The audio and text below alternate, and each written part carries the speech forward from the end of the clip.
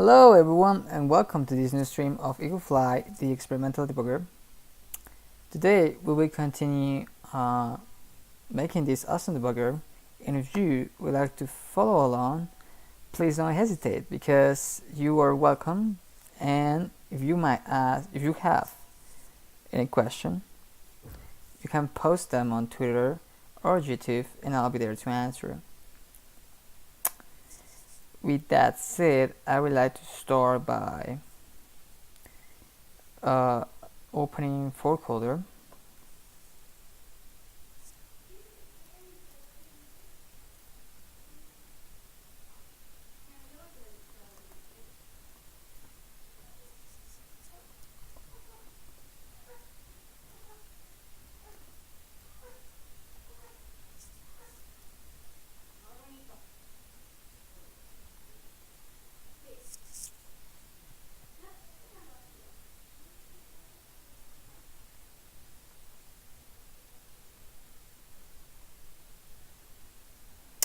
And if I remember, the last thing we did was we found out the way to single step onto the code, and we can run. We start at the beginning of the process, at the runtime main startup. It's the entry point for a process, for a target process, and we step into each instruction as it goes, which is nice. And let me see.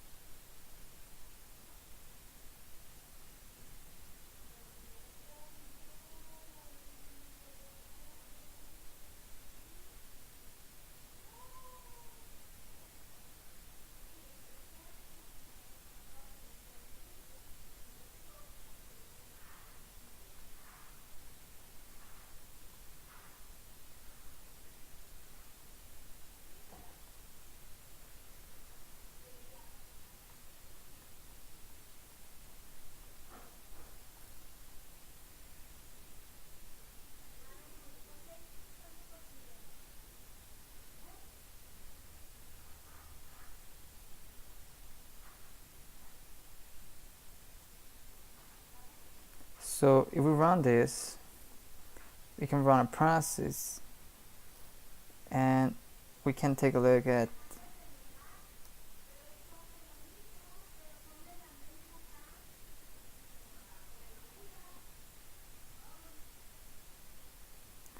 what's happening in the output.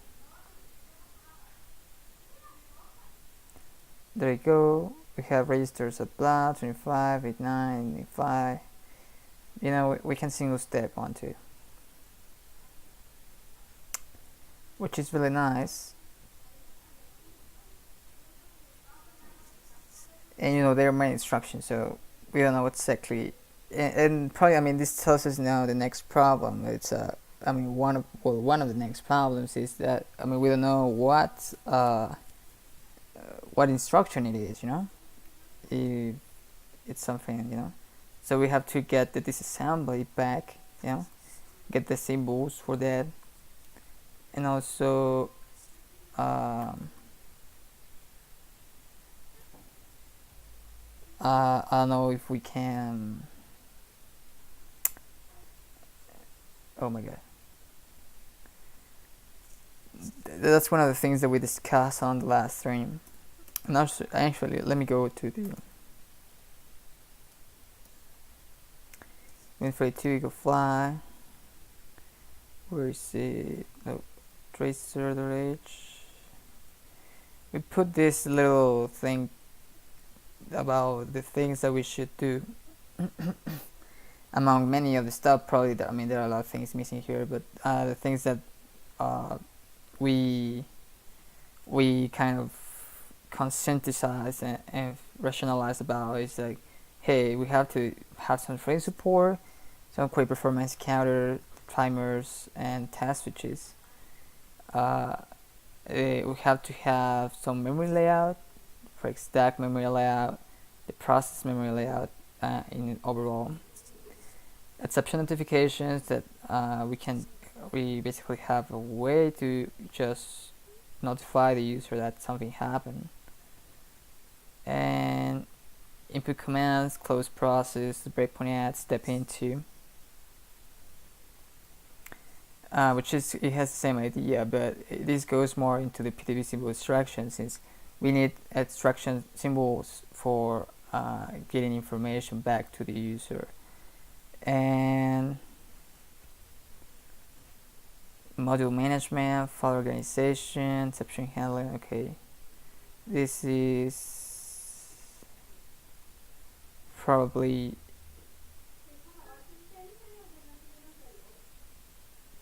yeah, I mean, this goes with the, I mean, now what if we should, I mean, I put a question mark there because I don't know if we should handle the exceptions or let the user to handle them in a certain manner, you know.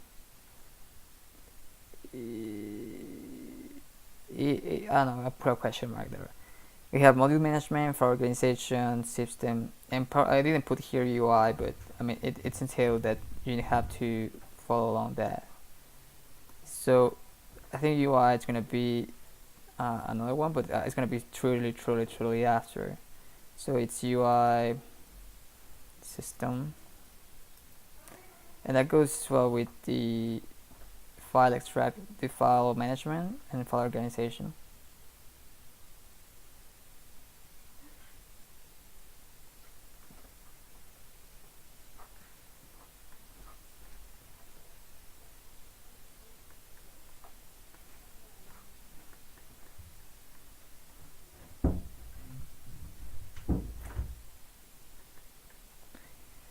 So yeah, I mean, it's not.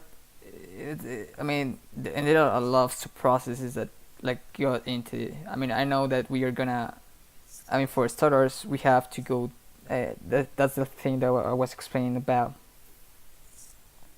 The thing that we should do first is to go the deepest as we can, you know, and for going deeper, is because only exploring the deepest parts is the way we can understand how do we want to have the other stuff, because everything else constructed from the bottom up, you know. So yeah, so if we find a way to have this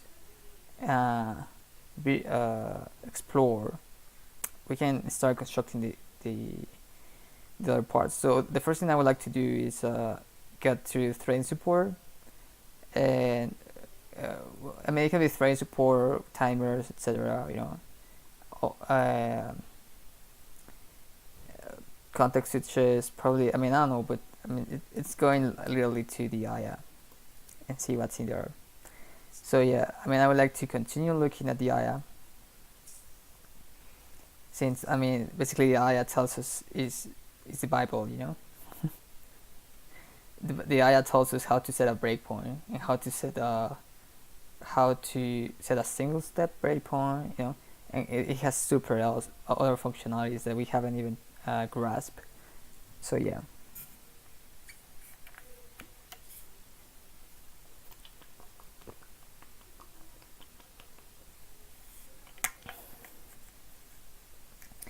Everything we can do is explained in this set of manuals. So we should take a look at that. Alright, so let's continue with this.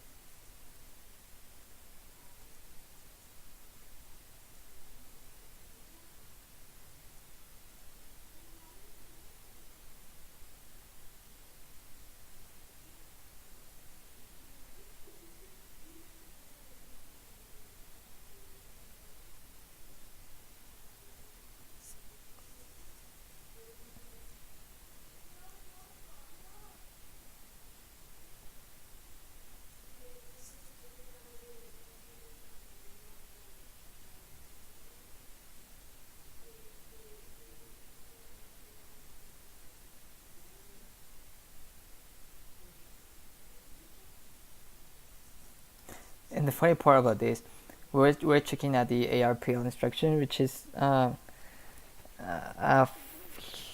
funny way. I mean, it's like it's a hack, you know. I wouldn't say it's a hack, but it's I mean, if you want to hack into the system, you can do it pretty easily, just modifying the privilege level pretty much trivially, you know. But I mean, they if you want to do that, the Intel processor has this instruction that basically, if you use it correctly, you will modify the access privilege level for the caller so that it matches the access privilege from the caller itself. And yeah, I would say the access privilege for the request. He modifies the request to match the access privilege of the caller.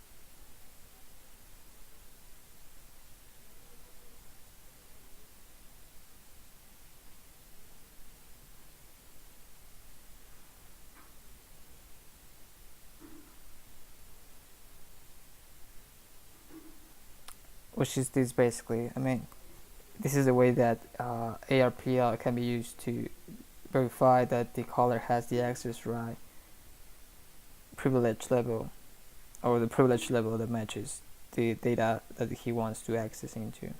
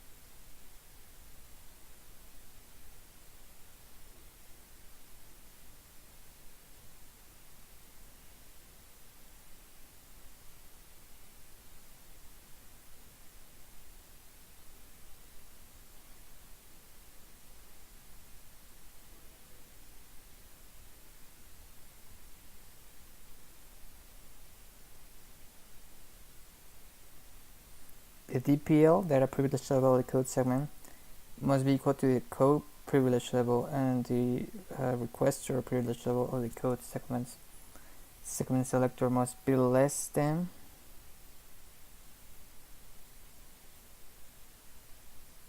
to the each type of privilege level found to be compatible with the prepaid exception is generated.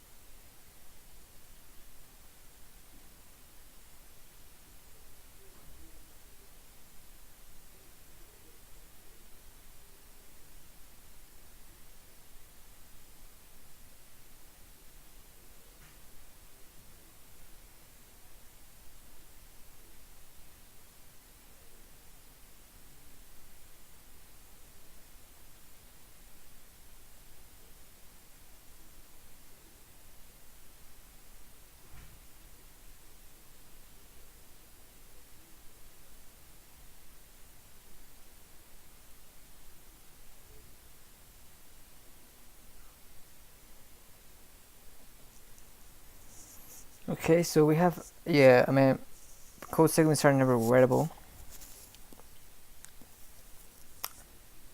So then how does, yeah, I mean, we come back to the same question about how can the breakpoint instruction can be set into the decided code segment. Probably it's a special instruction. It's the only one that can be written. But we don't know. We have to find out.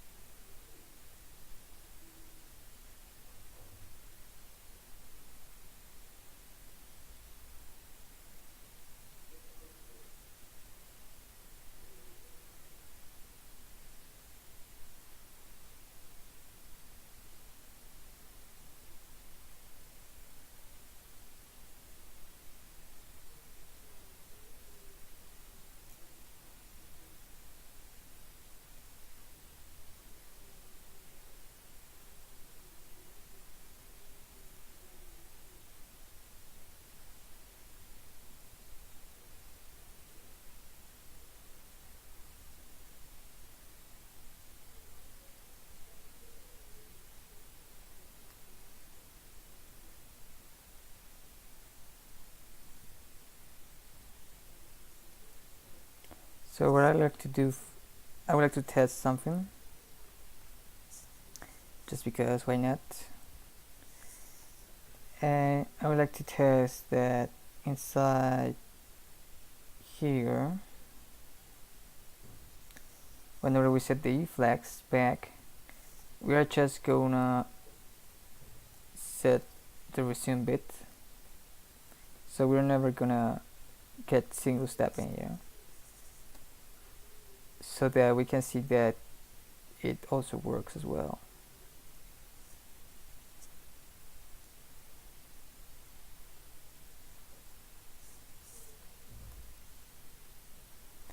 There you go.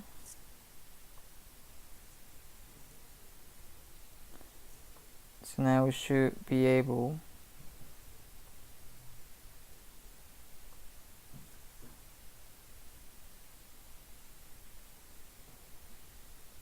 yep, I mean it finished and that's all. Yeah, so that works as intended. So yeah, probably we want to have an EagleFly, and this is just something that we cannot in time, but since we're in the mood,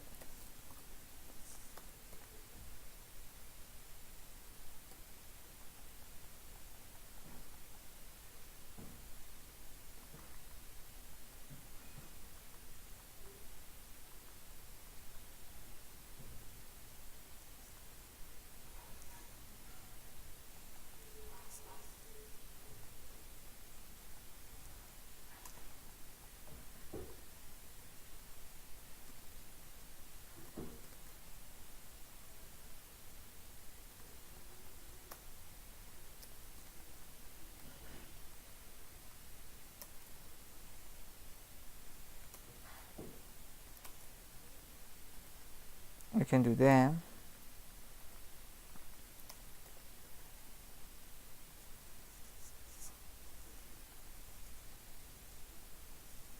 And we can say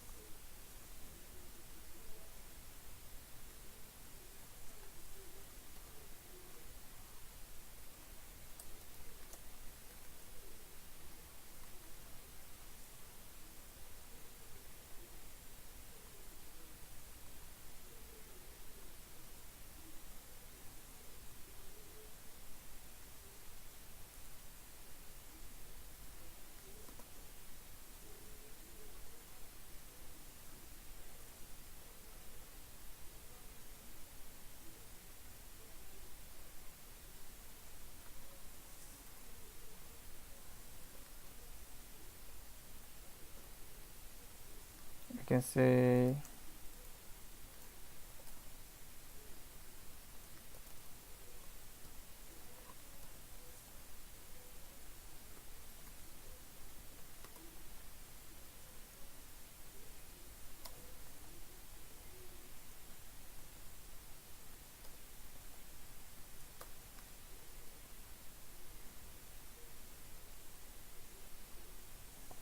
now this is not gonna enter here at all because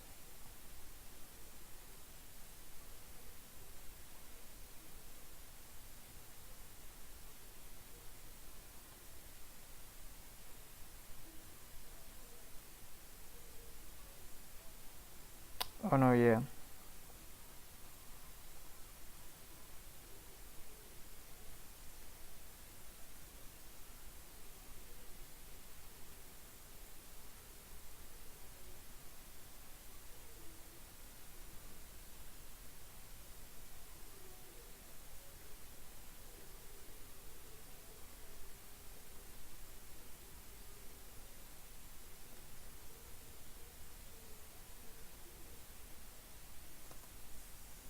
I don't know if this can be something that is done specifically outside. We have to assert that. For now I'm gonna keep it there.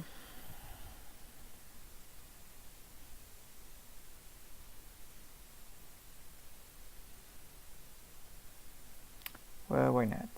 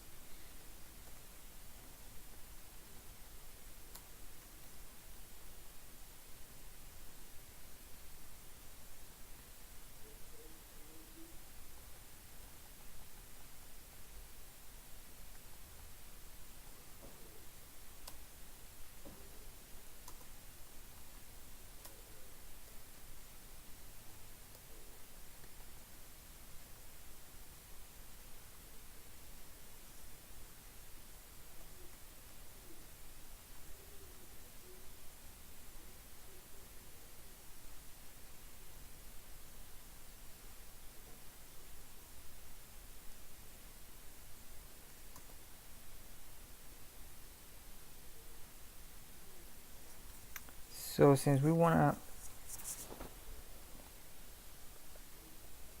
we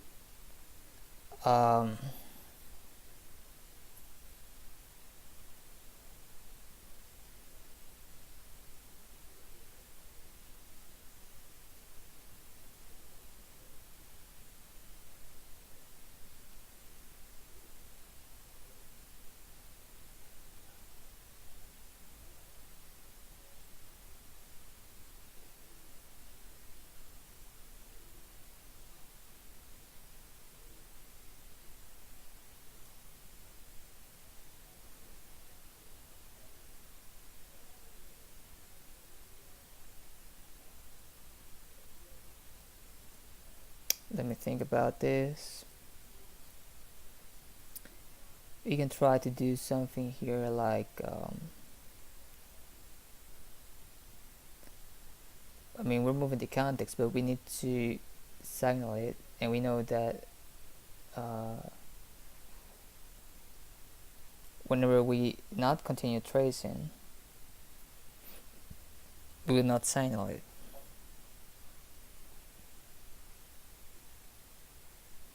So we can say something more like this.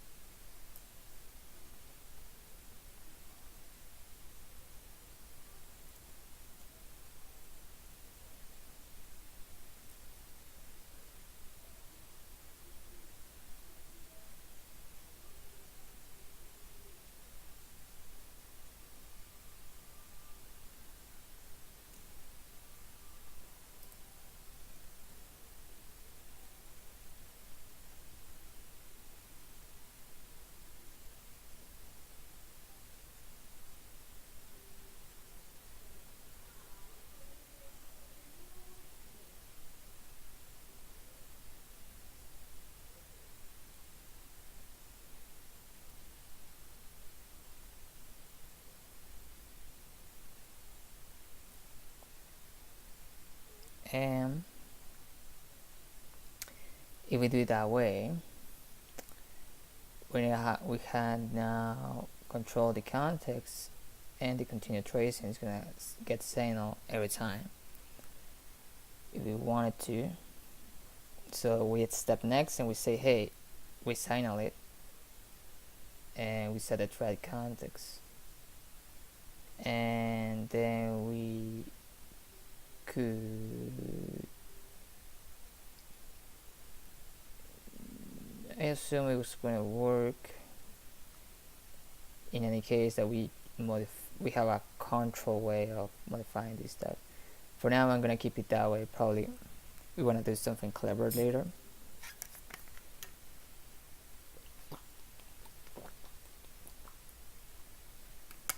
But yeah, so what we should do in this case is we're gonna get step nets, and we have to say p-state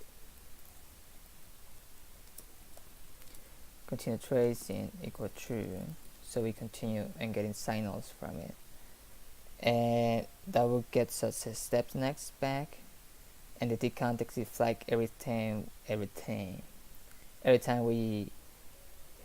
we get to a signal where the flags have to be resumed, like in any exception.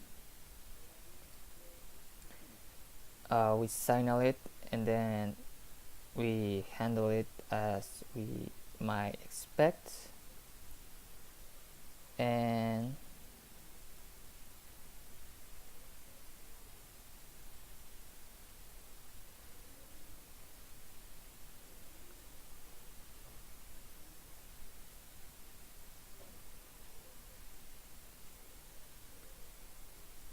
you can say something like this.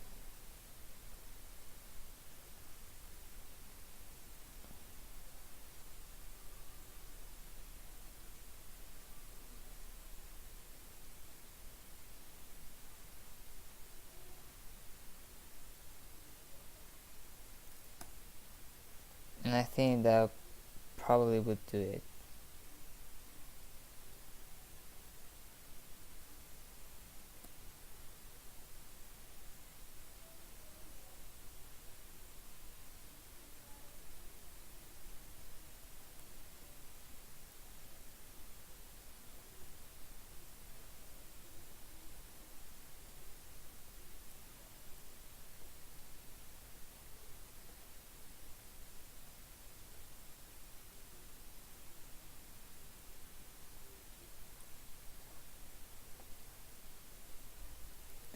So if we run the process, everything looks normal. And now I know, let me go here.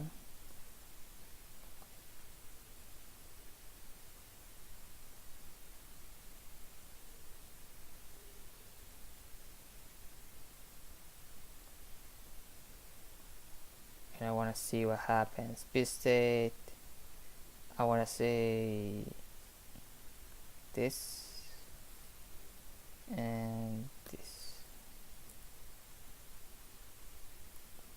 So we say, hey, step next. There you go. It works. The E-flex, it's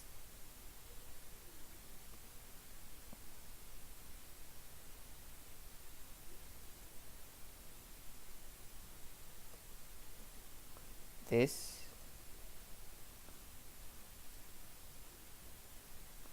And there we have it, the E-flex. And we continue tracing.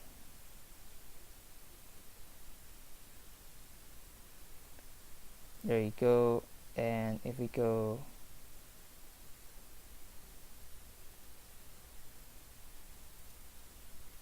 right here, we should get it. There you go.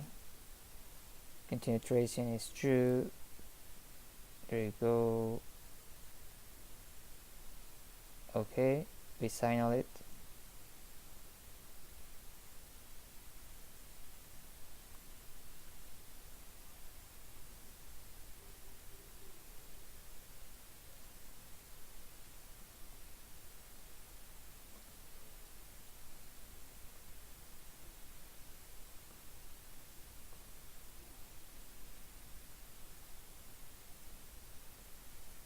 There you go. A9E. Okay, the normal single stepping, it's working.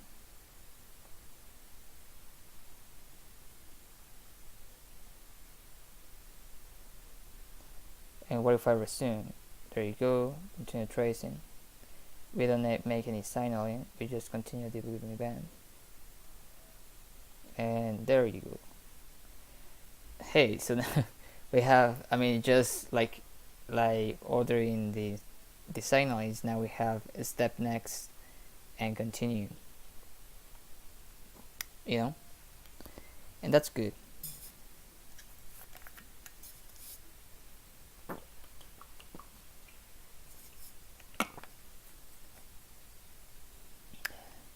There's a lot of way to go, but we have some functionality working now. Okay, so now that we step into blah blah blah, go, we can see that it works. Alright, and we can, oh yeah, we can create process.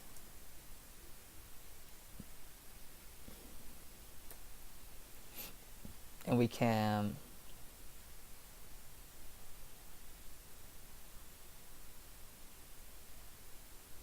run it back, and we didn't take the breakpoint out, I think.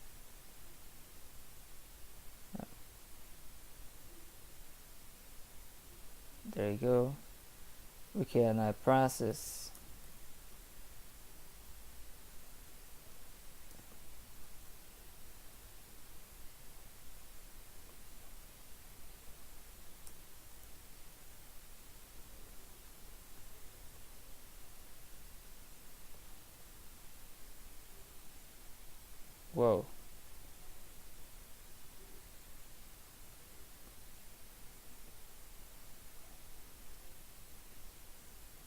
what happened here.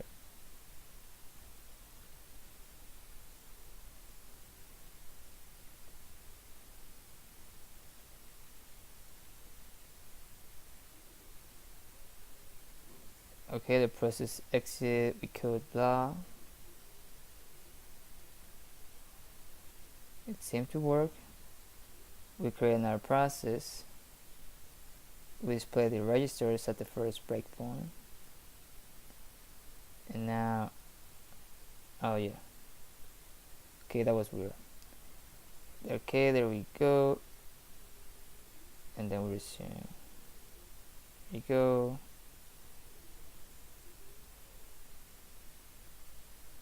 And I don't know if we are running here.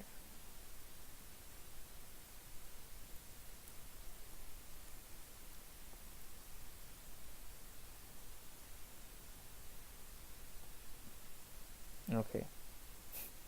Okay. So yeah, it works. And we can run as many processes as we want, yeah? At least I think so. Oh, of course. There you go. There you go. And we had 3 processes running as well. But we don't handle them correctly right now, if I do remember.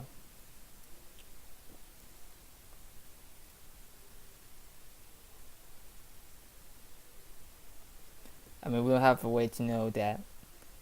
And I mean, we just say like we're not gonna focus on processing right now. We're just gonna handle one process. And yeah. Okay, I ended up one process there. And now what about if I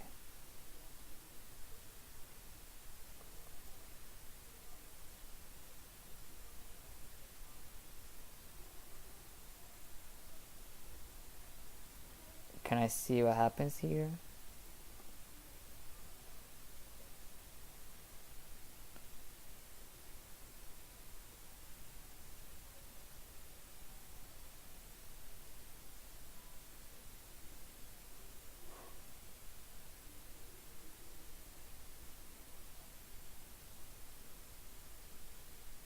Process ID is 7, and we have process state.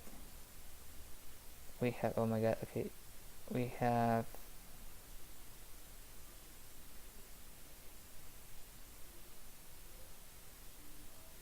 many processes. I don't know if we have a lot, but we just have 2.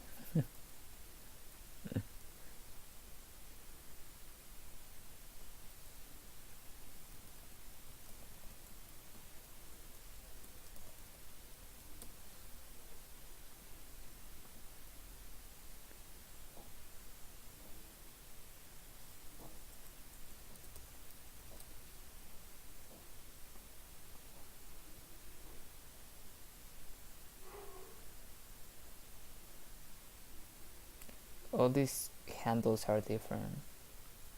I don't know where did I get from.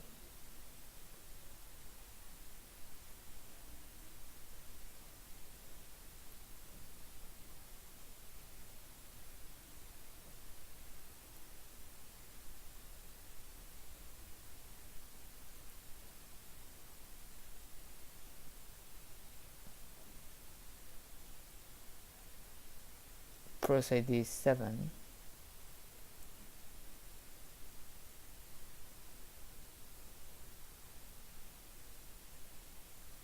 Yeah, it's correct. But I don't know why this many processes were gathered. Are we creating more processes?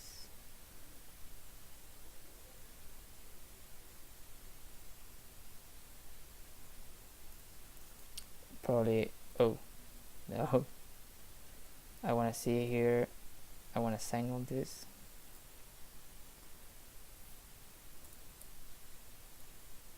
Back,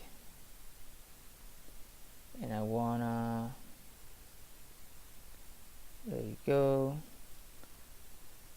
I create a process, and painfuls now should be nothing, you know. And if I say here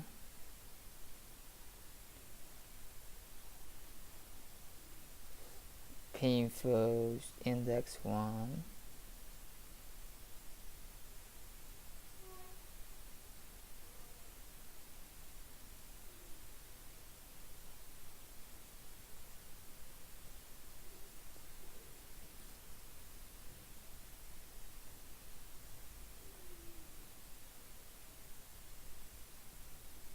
there you go.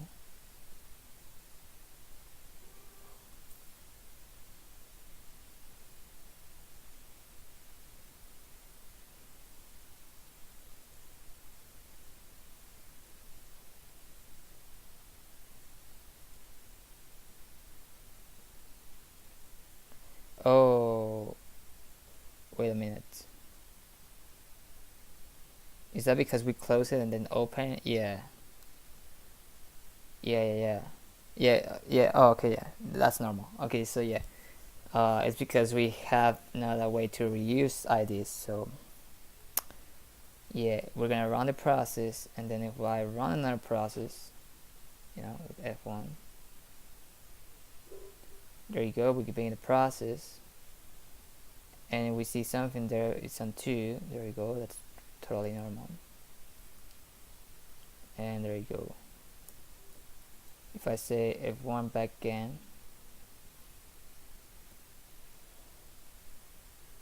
there you go. Everything gets lined up.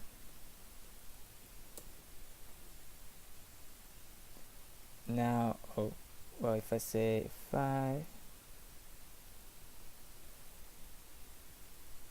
there you go. We have 3 processes running.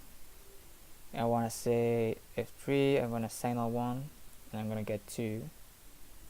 And I think I signaled the last one. So I want to see. Now, what about this? I want to sign out here. And we don't erase any process information. That's probably something we want to do. And we still have information here. But it's not valid anymore. So yeah.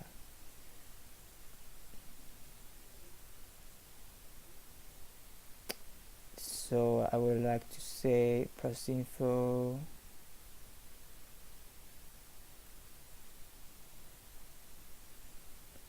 There you go. And process ID. What about this? 3.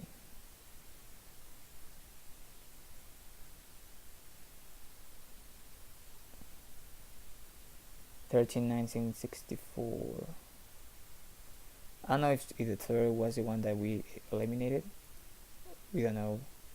We have to do that specifically.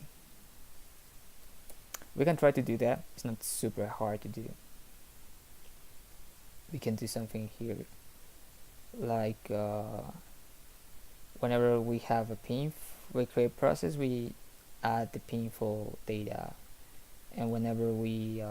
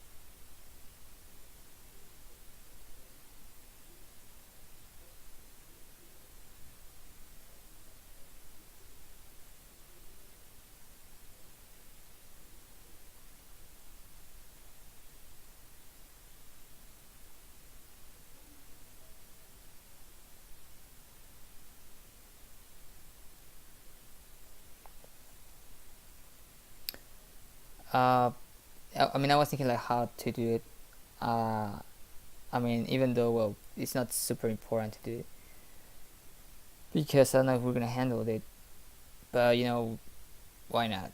It's not super hard to do. What I would like to do first is to modify this a little bit, so we got something a little bit easier to handle, where the process, and probably this tell me that we probably want something like this.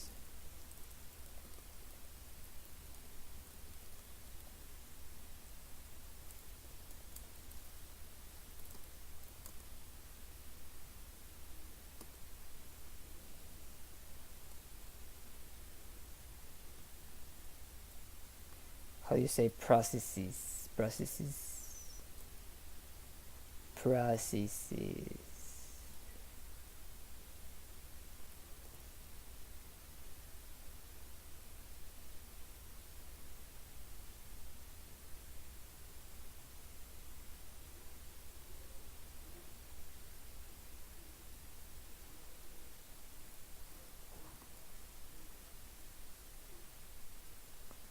processes. Yep. Processes. And we can have, well, it's gonna be something like first process,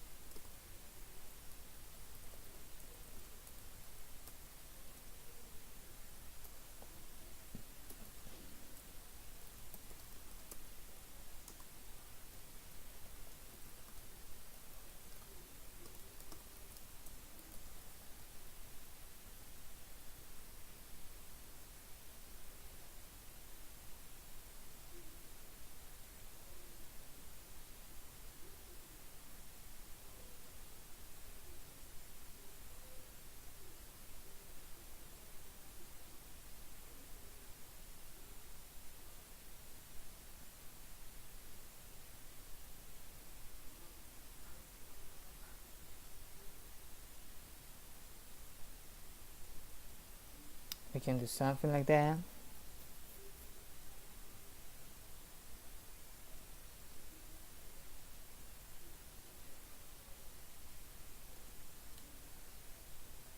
We get rid about that.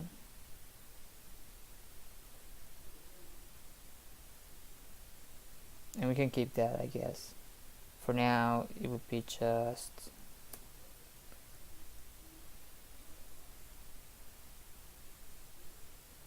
and now the problem is that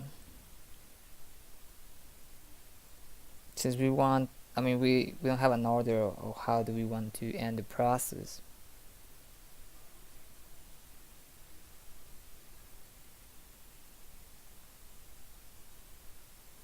We just have a table, and table was going to be the one we modify out. And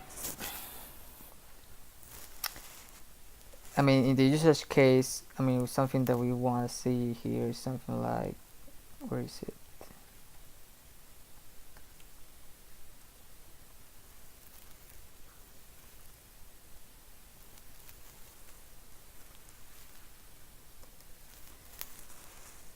P-state, remove process, something.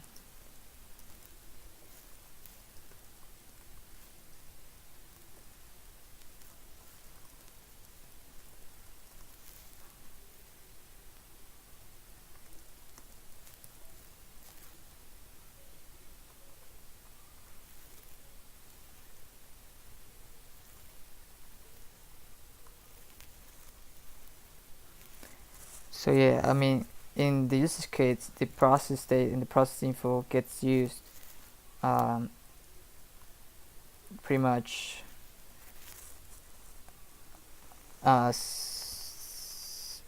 jointly, you know.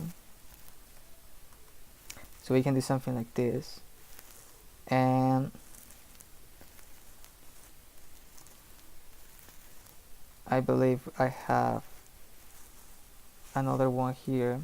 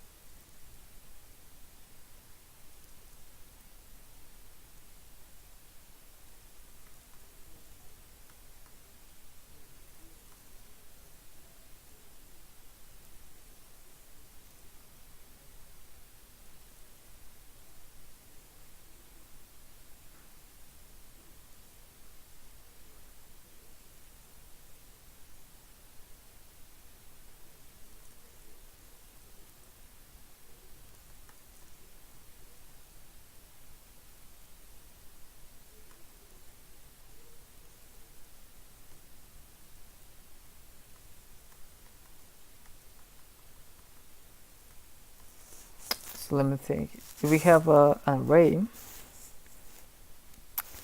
it will pretty much simply. The only thing is that we have to sign on. We have to have some flag here as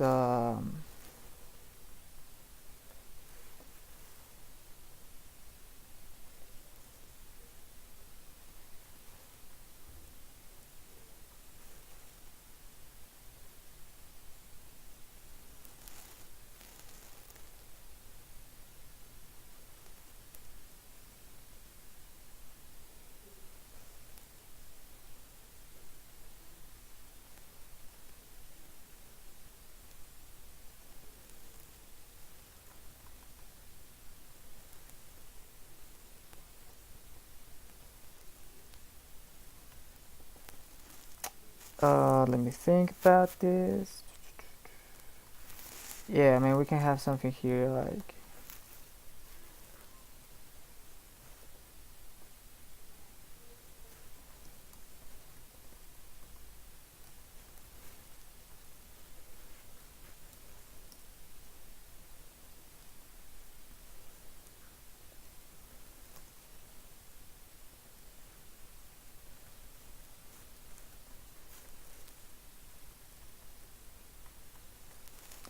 and we just make a linear search for a space to insert it, you know.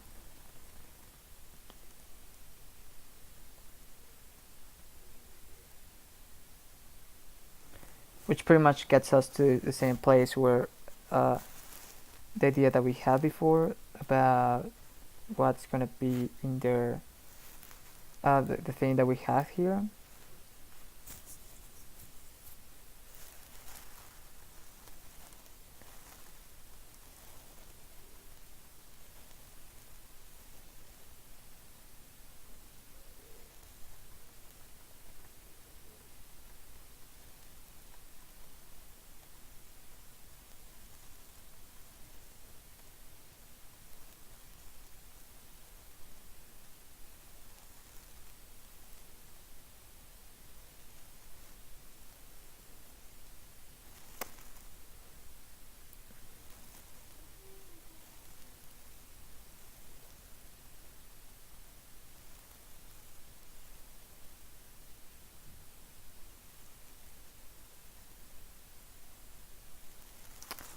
because this has the functionality that it's fast to retrieve some of them. But let me see. It's kind of easy also to find them, but to remove them it's a little bit janky. So if we want to remove handles whenever we exit, we should indeed have something like this.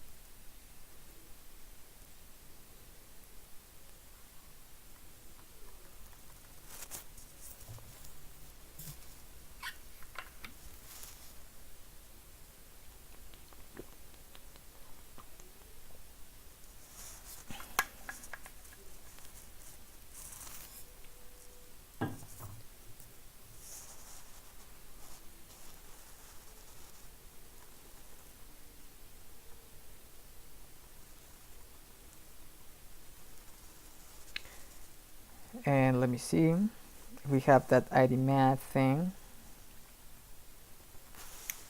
I would like to have hold on a second.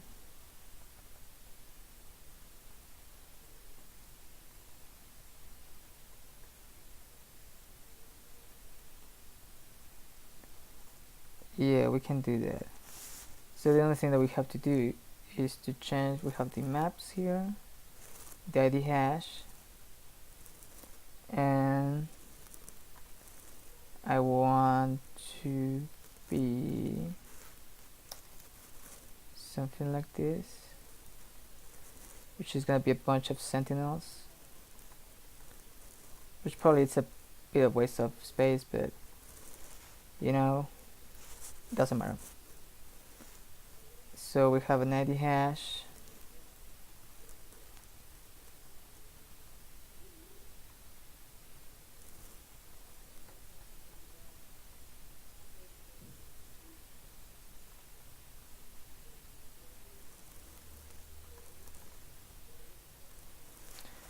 and we're gonna have a series of double linked lists in there, and it's gonna be, we're gonna have some data independent. It can be a handle, it can be a handle, in general it's gonna be a handle. That's it. It can be to a process or to a thread or to whatever that we want to get, the tracer wants to get from. So if we want to do it that way, we would like to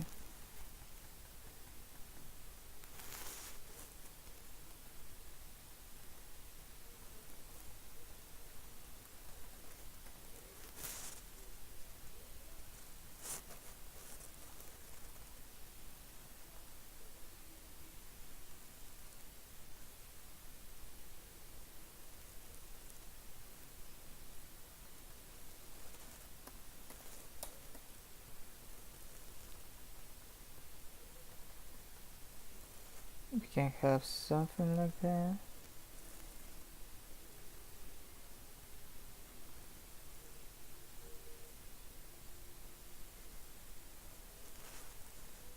And in here what we like to do is to, instead of having, where is it, here, it will be win32 get handle from ID. Positive state, we have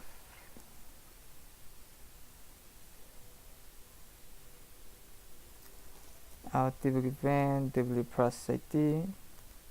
Yeah, and well, probably this is more here.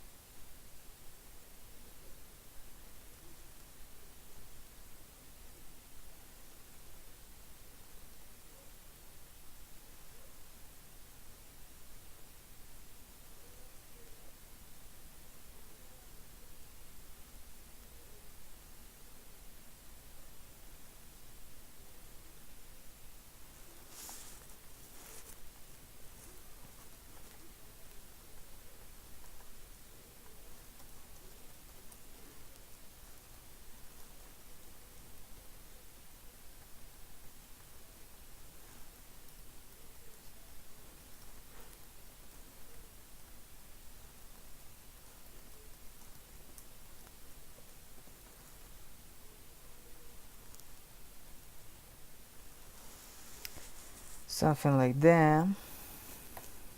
Like compile.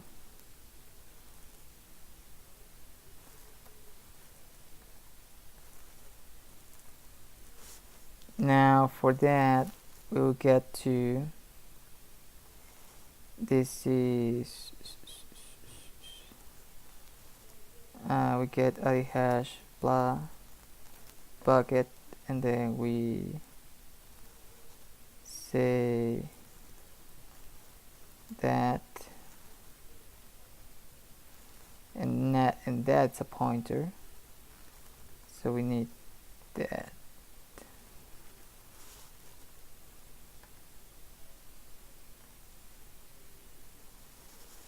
And then if we do it that way, we just need to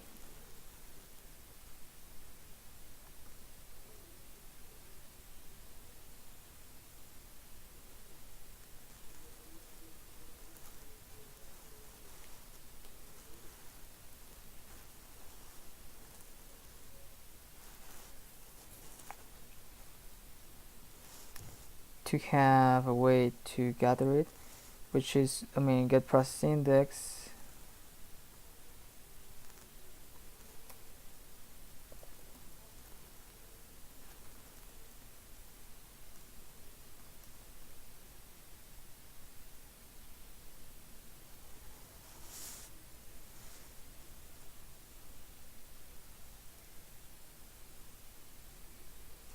and ultimately we probably want to get to something like this.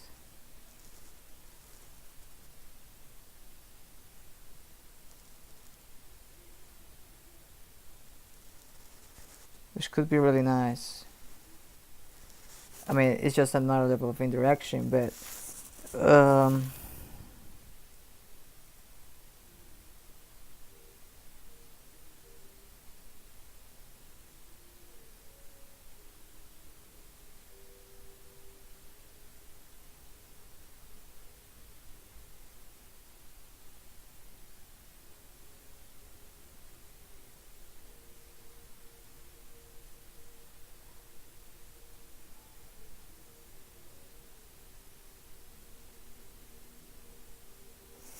well, ultimately it's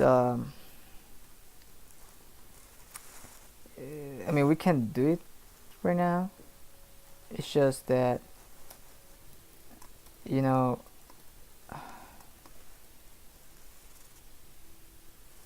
I mean, we're gonna get a return.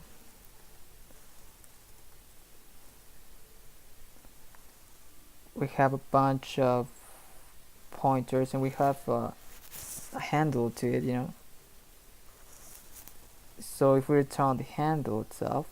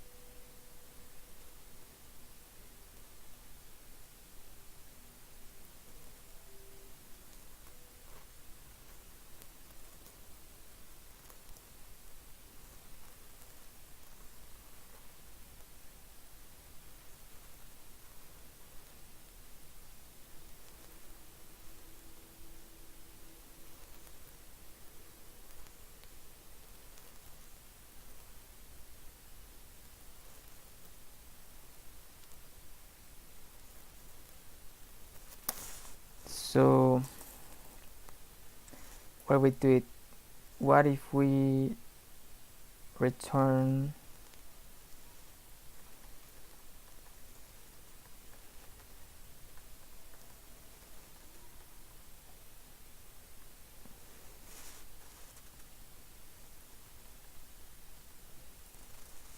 it would be, let's say we have an ID map and we have an iter, and we have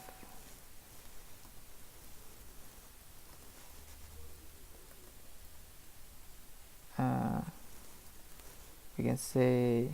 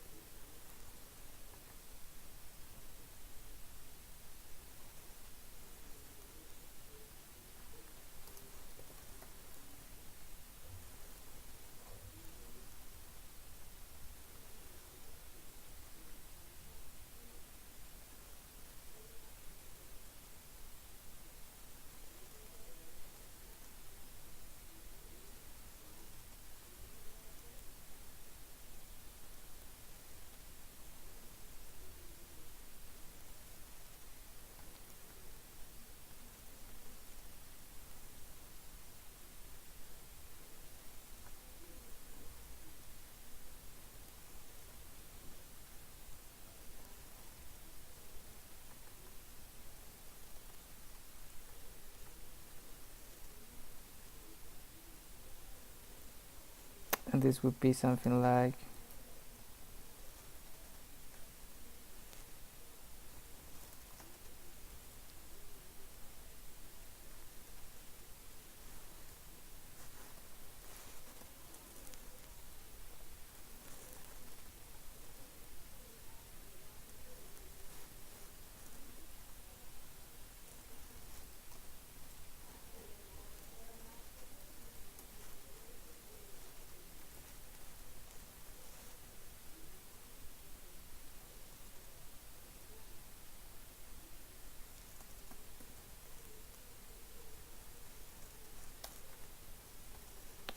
and this is for adding and for removing. We can do it here, or we can do it as another function.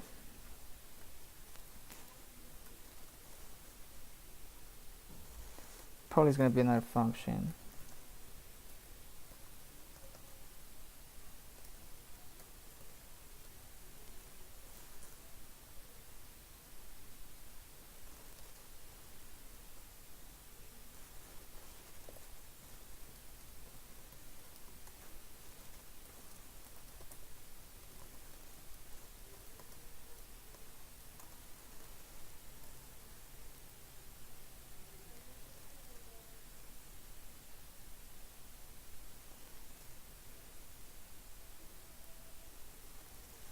Now the only problem is that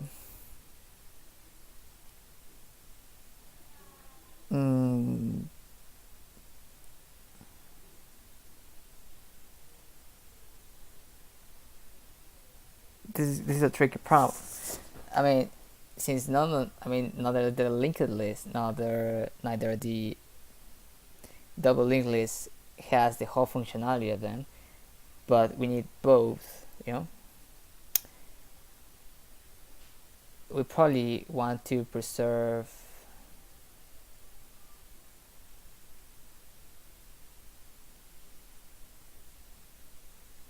we probably want to simplify this.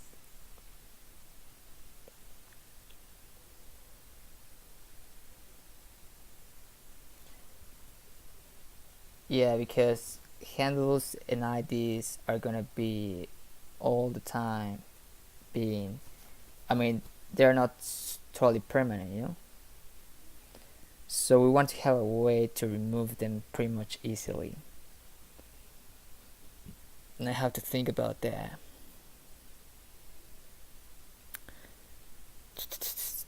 What if we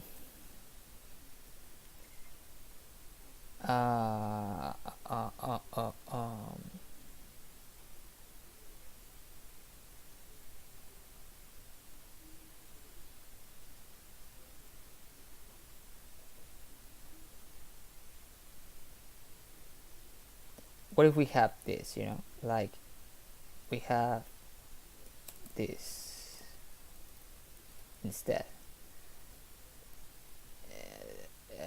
It's gonna be something interesting. It's gonna be this amorphous thing that it's gonna look pretty much similar to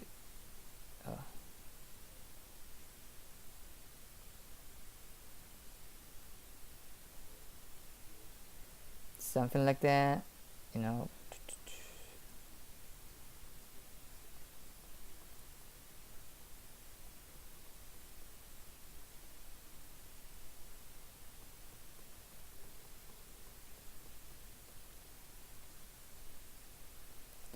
It's gonna be something like this, where we still have a linked list, and the way to add to the linked list is pretty much the same. We just push and blah blah blah.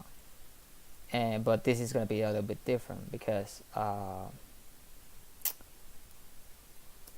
it's gonna be something like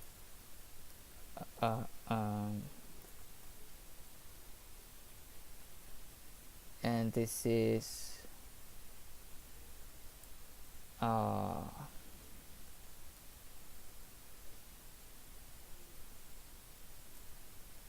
not quite exactly like this, but more like this.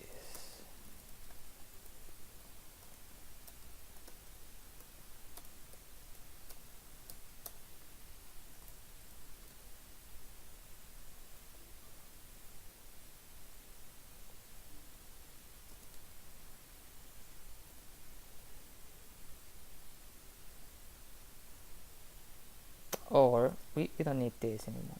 No, I can do it like this, and this should be here.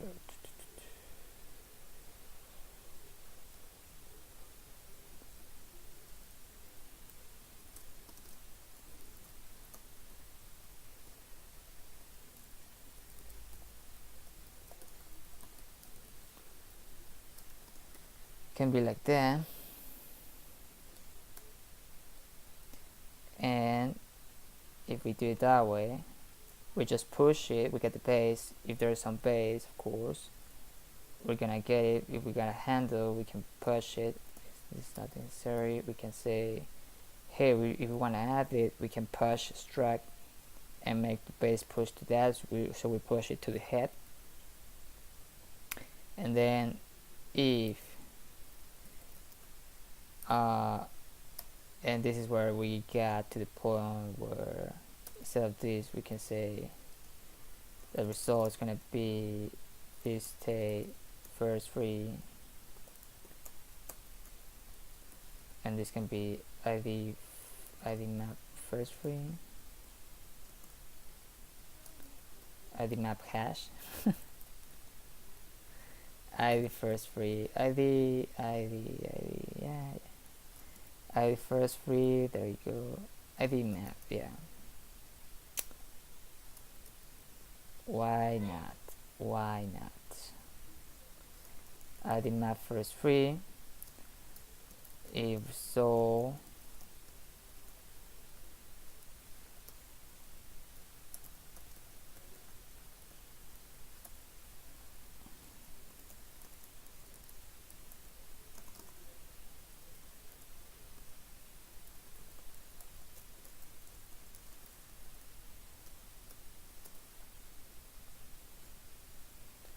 and then we can say something like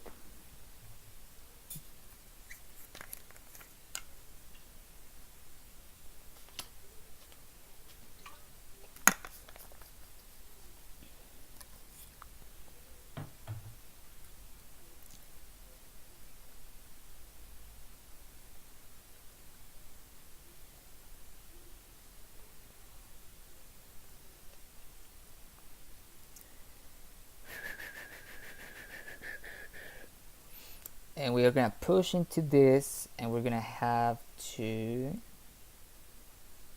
we're gonna gather all that stuff, you know. If we get it, no, we kind of push it. If we didn't get it, we push it. If we get it before we get it, result is gonna be ID, and the handle is gonna be the handle, and there you go. And result next is gonna be pointing back to the base, and the base is gonna be back to the result. And I think that's the only difference. You know what I mean? Do you know what I mean? And then if we want to remove it, it should be something similar, where we say, and I don't know why did I put it, well, yeah, it's a Win32 thing, because they can be either, I mean, it's not necessarily that they are Win32, but it's just an ID that we can identify. I mean, that the operating system can get to us, or we can get from somewhere, it doesn't matter, but yeah. So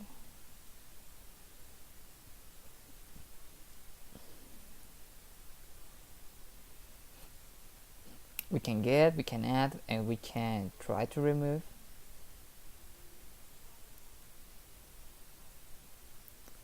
No, I mean, yeah, I mean, this remove handle frame ID.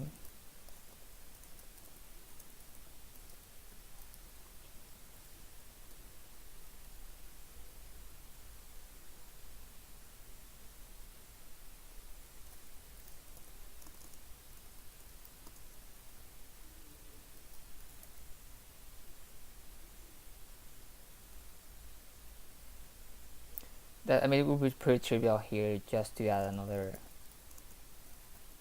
remove.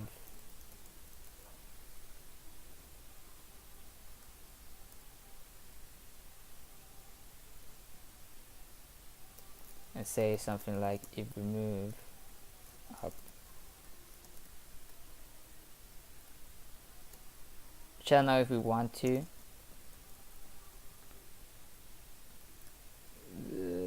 I mean, it's not something super weird going on here.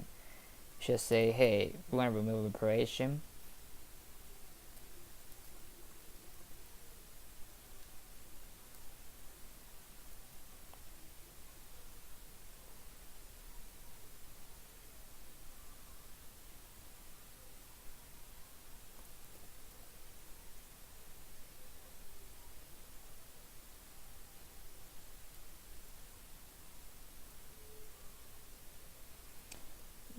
think I prefer it in another function.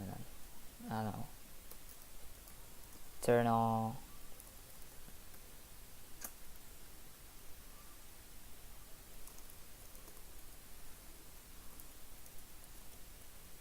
I think it's a little bit error prone. It's less error prone. It's gonna be basically something like this, you know.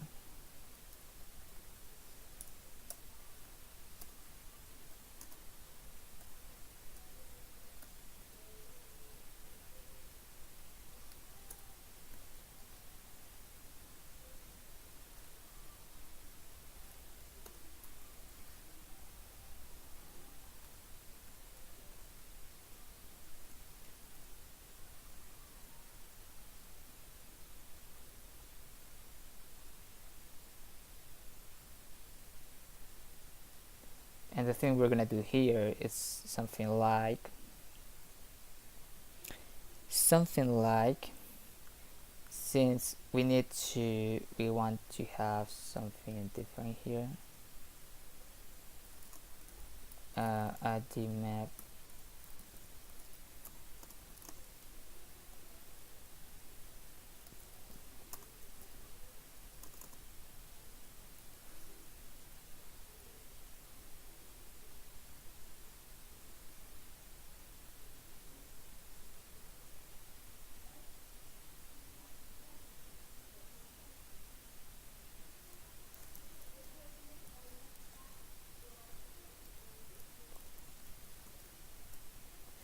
if we don't have a pref, that means that we are on the head, so we don't need to do pretty much anything but something.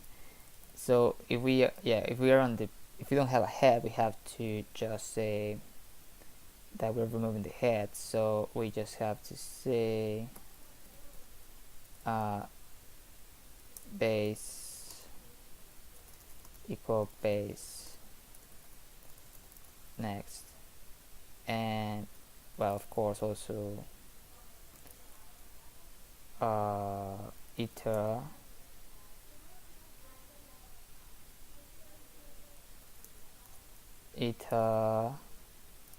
how do you say this state first ID map first free, yeah.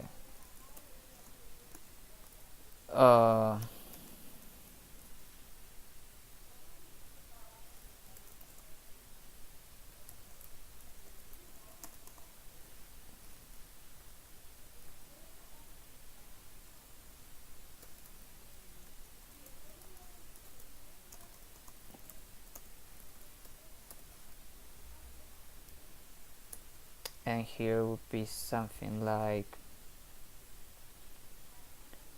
base next this state ID map first free equal iter,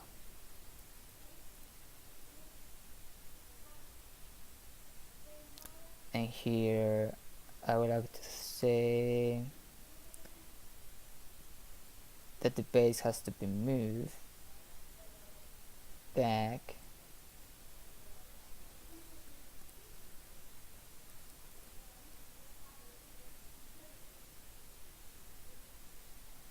but since we don't have the next, because the next is already been moved here, yeah, it has to be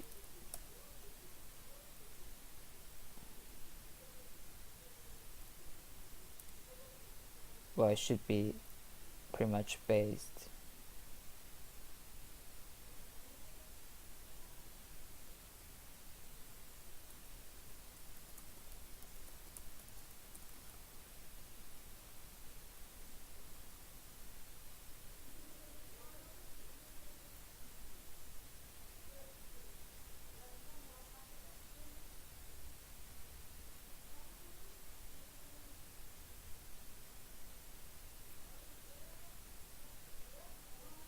And I think that's it, isn't it? So the pointer that is in that case is gonna point now to either next.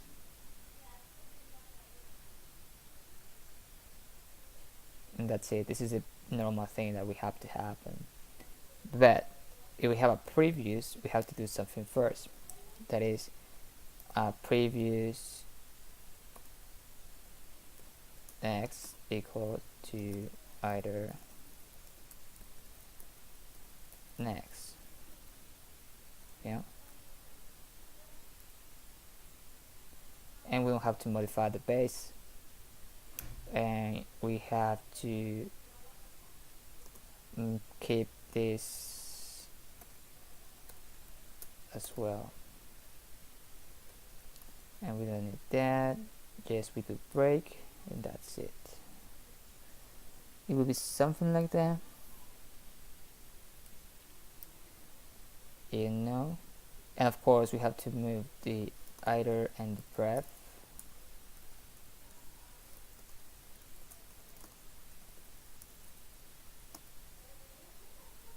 Well, it's gonna be something like this: breadth equal either equal either next.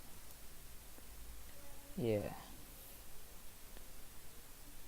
there you go.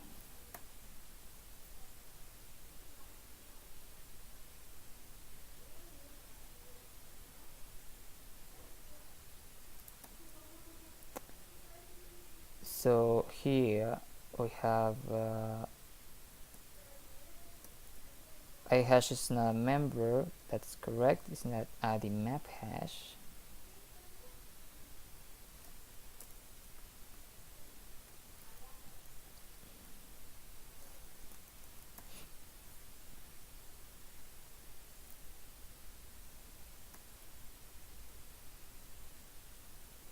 And this is not this.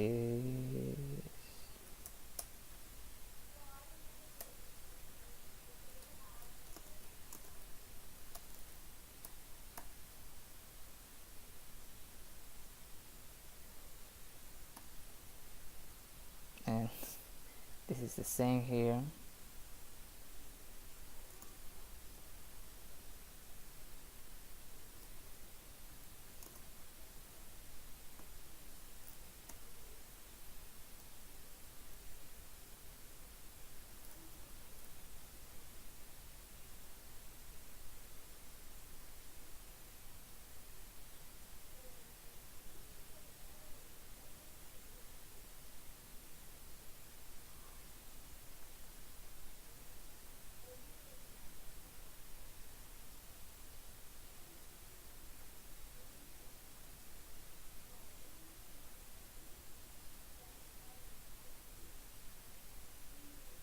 So probably we cannot do this, which is fine because we can do it like this.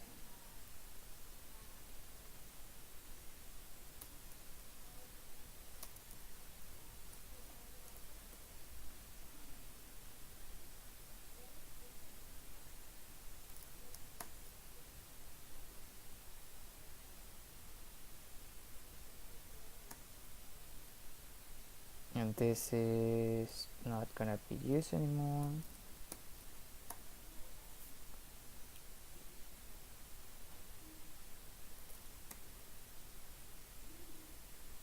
In fact, we can say that we use that as you know, we can transform this to be remove handle from ID, we get handle from ID. Since we're gonna get a ID map, we wanna get the handle itself, you know. So it's gonna be this is gonna be the interaction that we want, so that we from ID we get a handle, or we get the whole ID map, but we just need the handle. So we can say, instead of this, say get process handle and say, hey,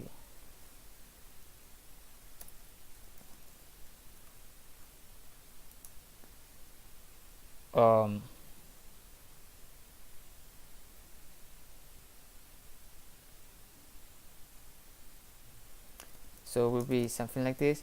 I don't know if we want to do it that way. So it will, I mean, every time we use the handle we have to make a call or something, which is, I mean, it depends.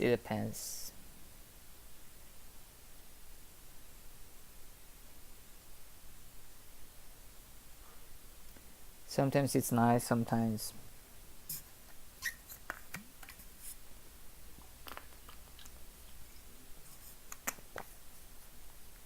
I don't know.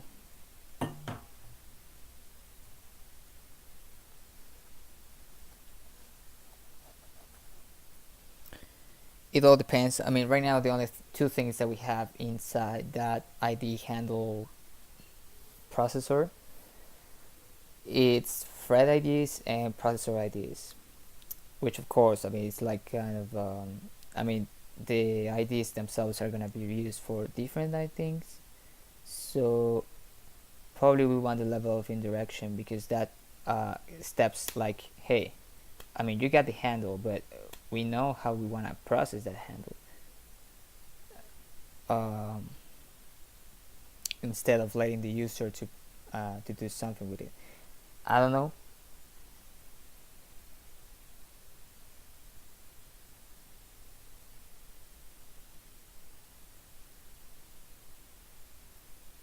I mean, normal. That's what Windows does normally. You know, it gets us handles so we can modify it.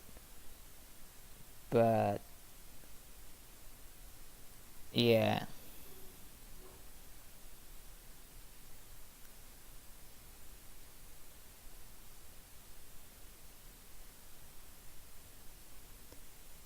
okay. I mean, I like the idea. It's not too ridiculous.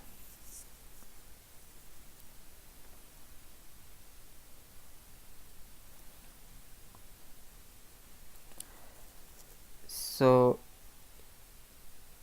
I mean, right now we just have something like that.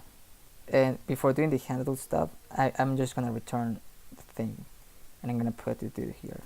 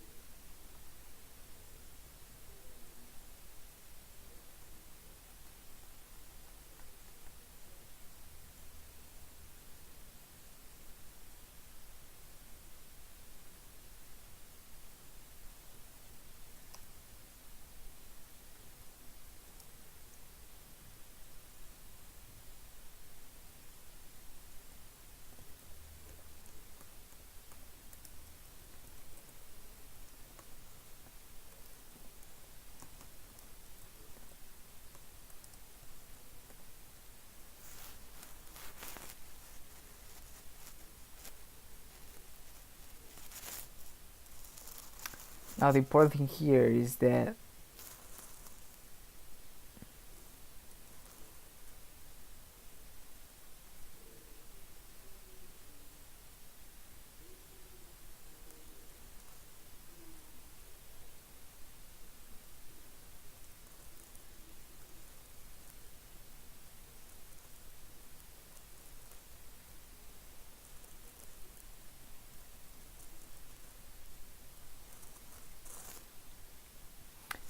we have a system to retrieve ID handles, you know, and we have a way to remove it, you know, so that we can reuse them.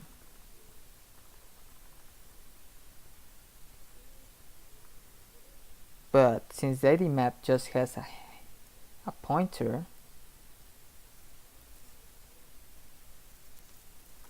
it can be something like this.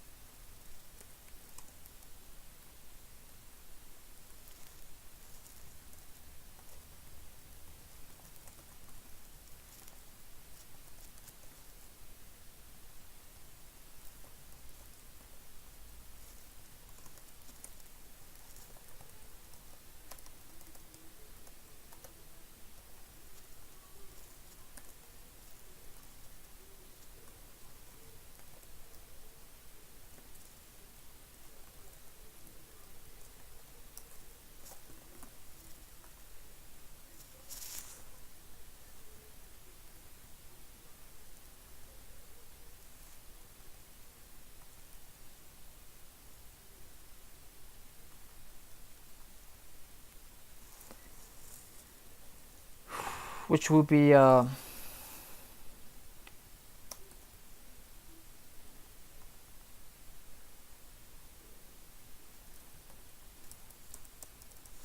mean, this is the simple thing to do. It has its caveats, of course, that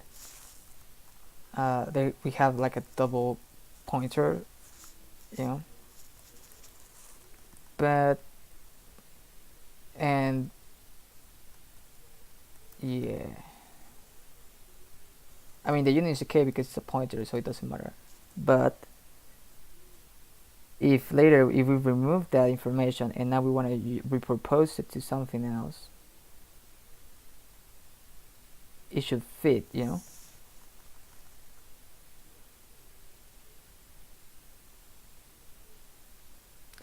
So probably it's more like this, so that the union has the whole thing. I mean, it's gonna have sufficient size for any of them, so that whenever we remove them, whenever we remove the pointer, we know that we are certain that we can fit anything else there, instead of having to or happening not to know what happened. Yeah, because since we're not gonna eliminate that information, we probably won't do that way.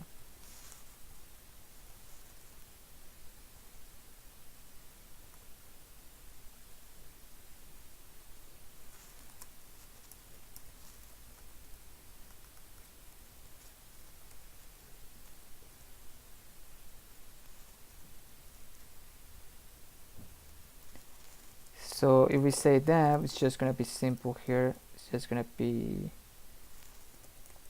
well, 132.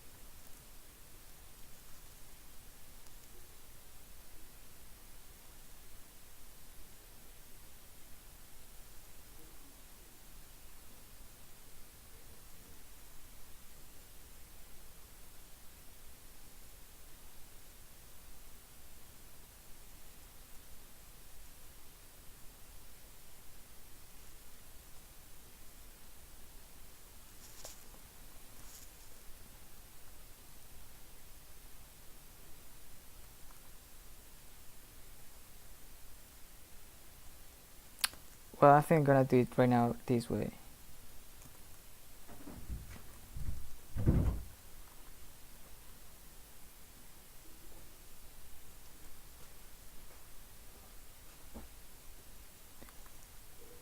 We're gonna just use both functions as the basis, you know,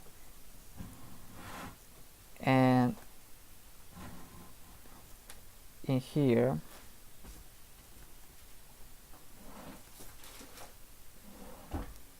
whenever we get one back from it, right here, this is gonna be an ID map, and we say, hey, give me the process.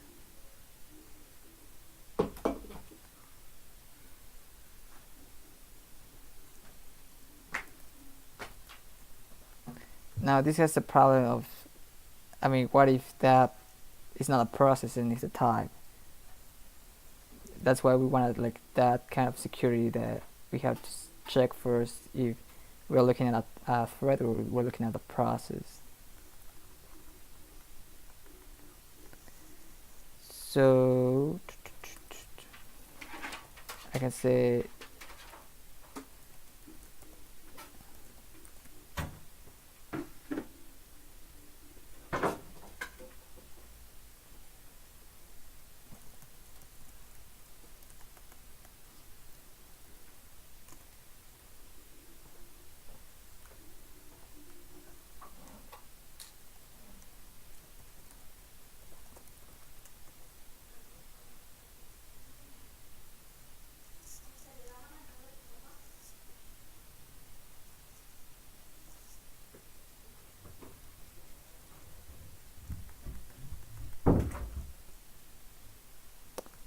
and this is going to be our debug event. The how it's called, DW process ID.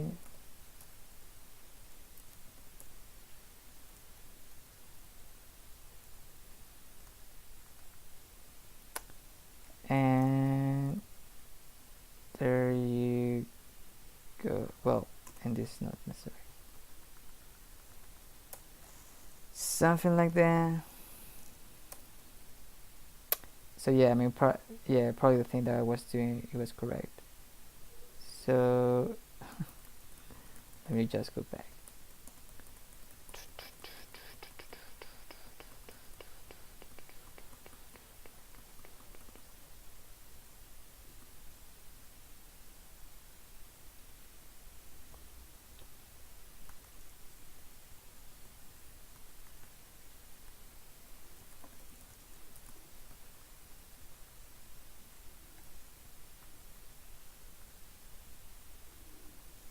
And this is gonna be something like this.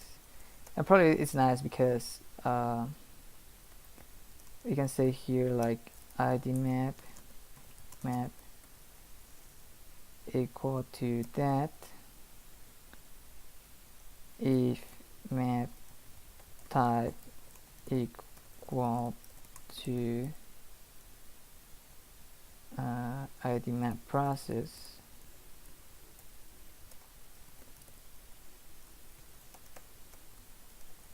result equal to map process.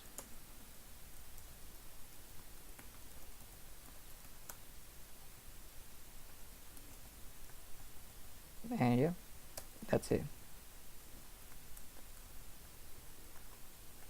And this is yeah, I mean, get process info, get process, yeah, well, like, I mean, it has the idea that probably in the future we want a handle for that.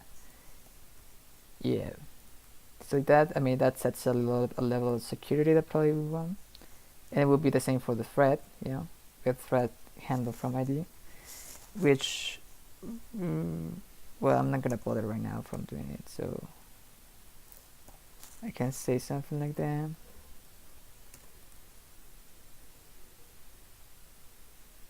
And let me go, and this has to be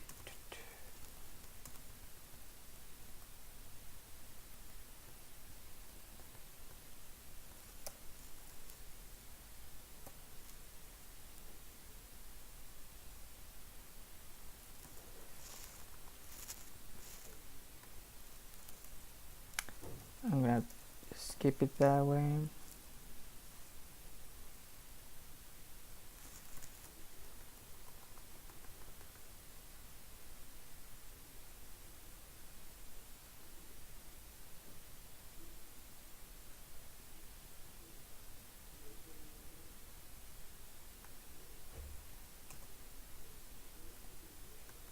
Now we don't need this anymore, I guess.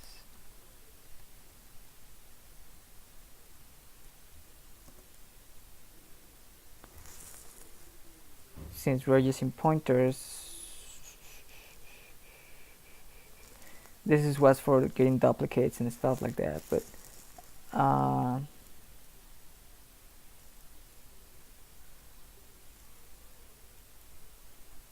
doesn't matter.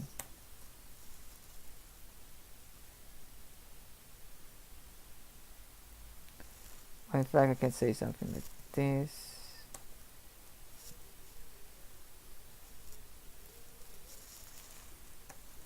This is gonna be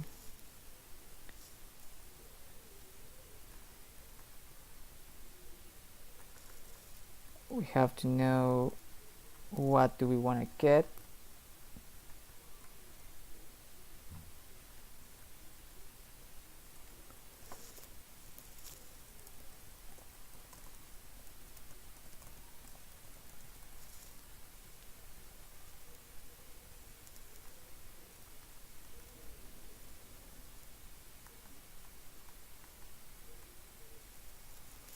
And that was a nice part of getting the handle, which is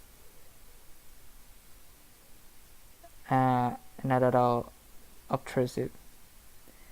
Which, I mean, we can do like another system like works besides that has like all these buffers of data information, and this is just the pointers that get into it, which that's the ideal part, you know.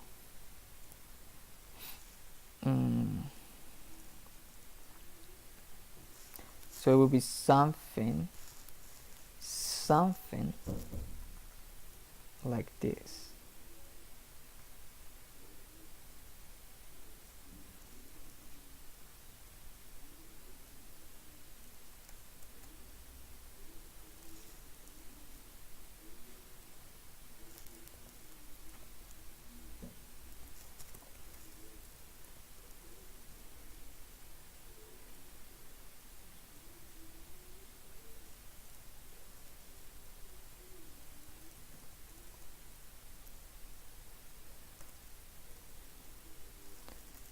Process, EagleFly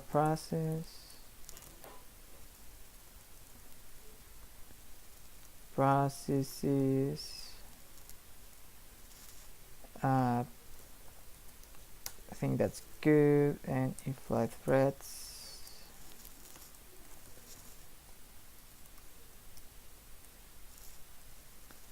$24 4096.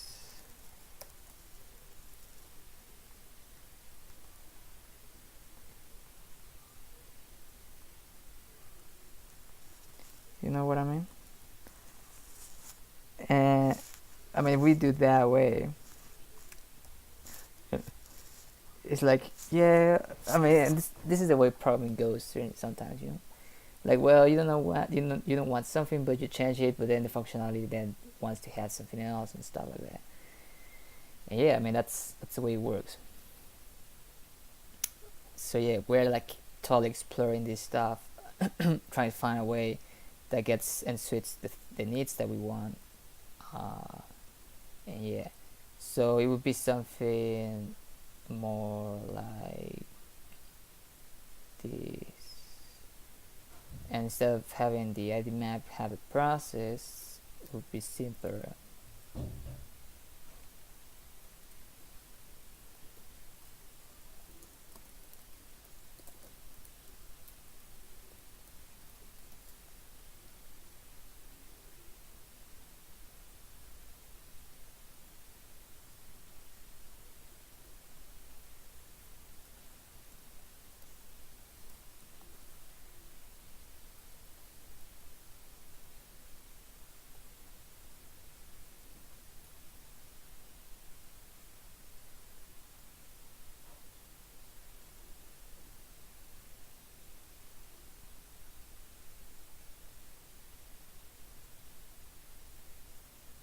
And we can have, I mean, instead of having a type, it can be just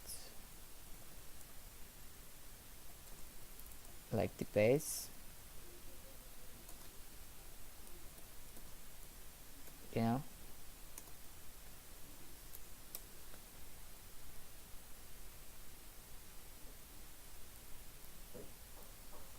Now it's tricky. Yeah, no, I think yeah, we need the type, because yeah, for being simple, because if not moving across offsets, it's just like, well, it's gonna catch you like, hey, since this is an absolute pointer, in memory layout it's gonna be translated to something, but so yeah, I mean, mm,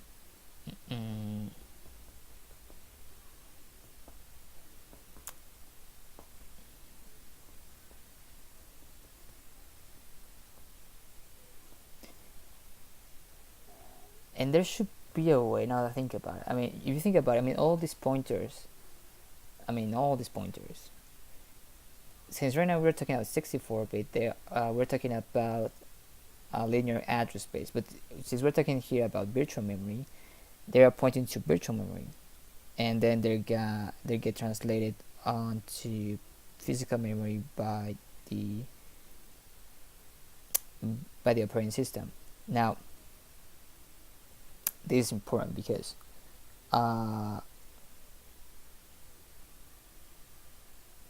since this is an linear space, it doesn't matter. I mean, each one is going to be uniquely identifiable whilst we keep the process running.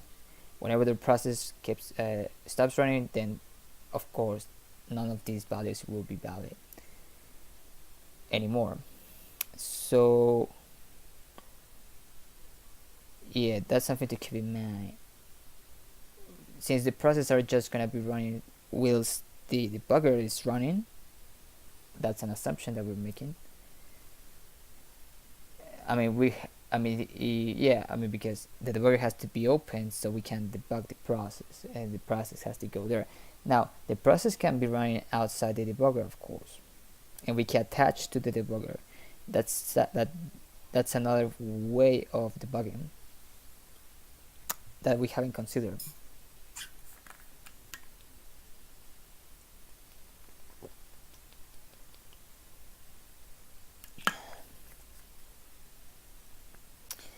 And it creates this nasty problem about how to handle this stuff. This information is just going to be valid from the moment when the process starts.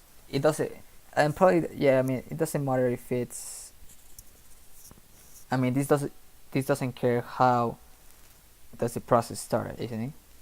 He doesn't care about, oh, the process started me attaching me to the target process or me creating the process itself, he doesn't care. He just tells me, okay, you got the process, however you got it, I initialize the data memory that I need to run the process, and that's important.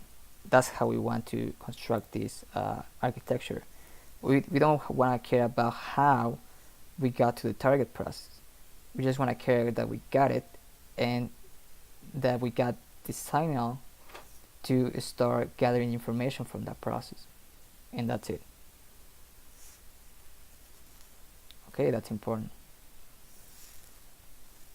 So let me write that here.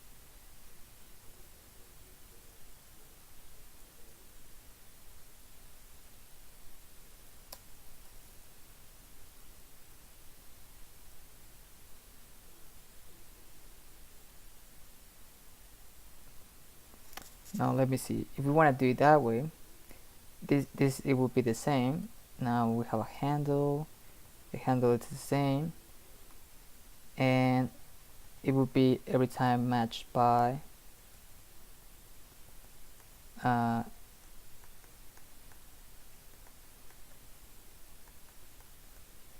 it would be something like, where's the begin process one? I'm gonna make this.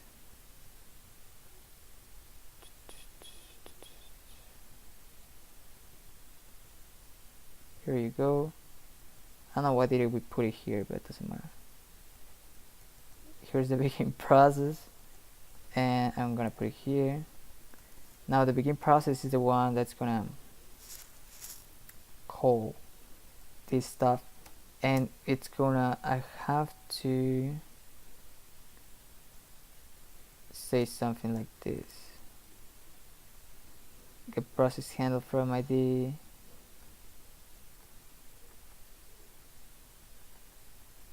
and the yeah, it's gonna do something like this.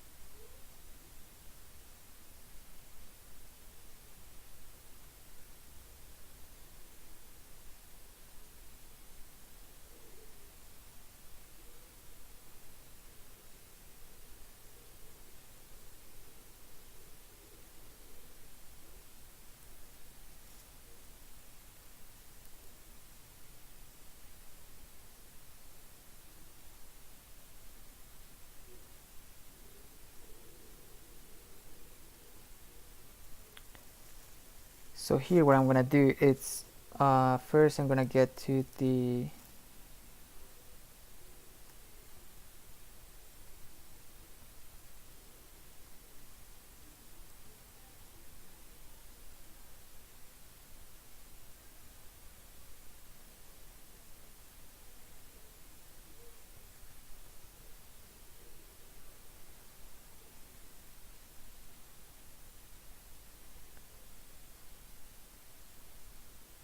it's gonna be something like this. EagleFly,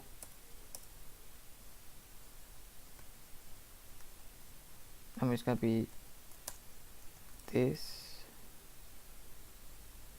state processes,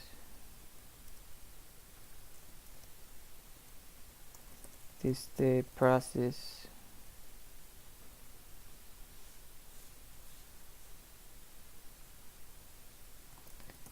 now let me think about this, because I mean it's just, this is just the idea, but let me go back to here.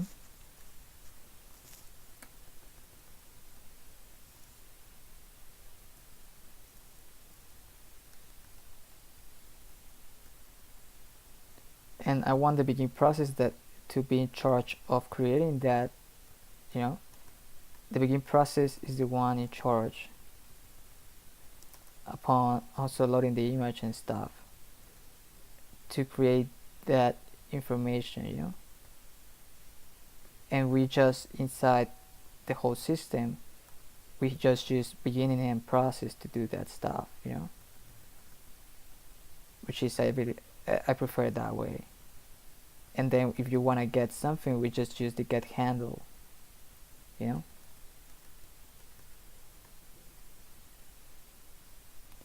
that we already have here. Where is it?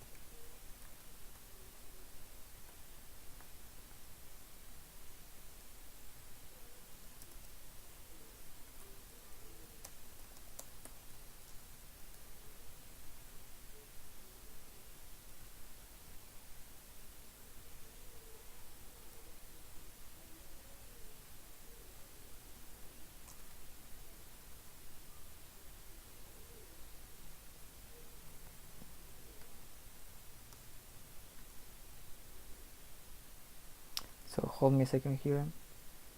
Now this is gonna be for process results 0, and then this is gonna be map handle.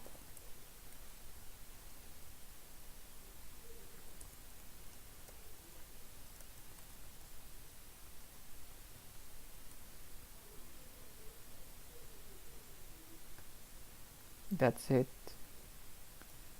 And this begin process is the one in charge of doing all that stuff, so it's gonna be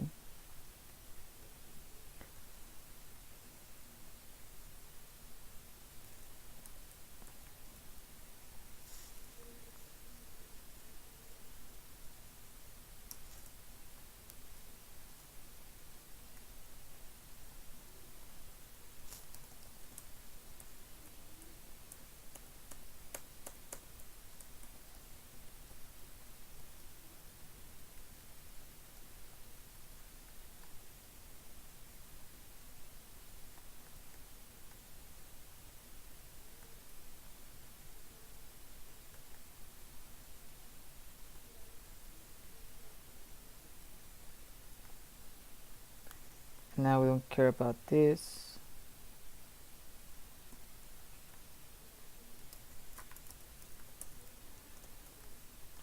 This is gonna be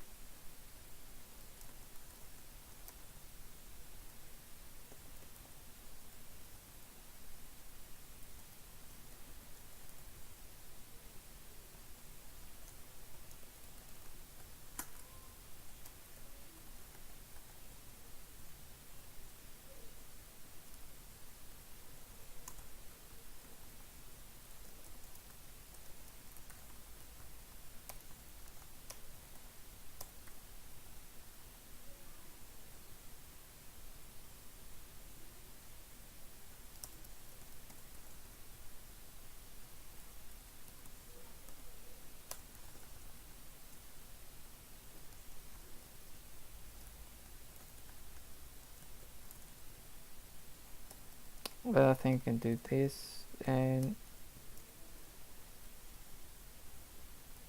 yeah, the process count is gonna do that. Now we have to, upon that, we have the handle, and we say here we say to handle from ID this day, and we have an arena. It's gonna has to be a memory arena. I'm gonna do it here so we can do it.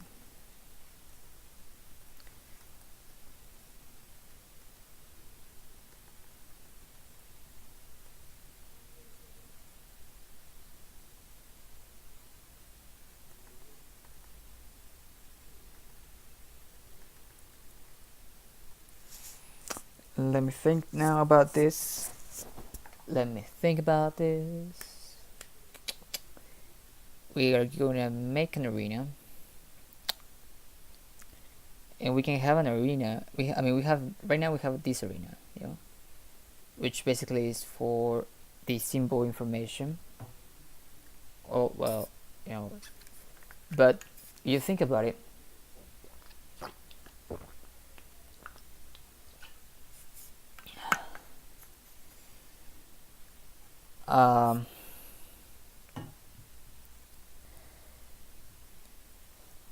I mean, the way we did this for the process and the process ID map and stuff like that, we can just be pushing stuff, and since we have a free list, we will always get to the next one. So memory doesn't have to be joined, it can be totally sparse, and the way we push it, we will always get to the right place. So we solved that problem.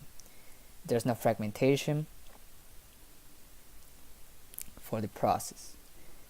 So probably this tells me that we want to have something similar for the way that symbol information has to happen, because we have to link that symbol information to a process somehow. It can be all bananas. I mean, it can be or fragment. I mean, it can be, I don't mean fragmented, but in disorder, without any kind of array thing happening.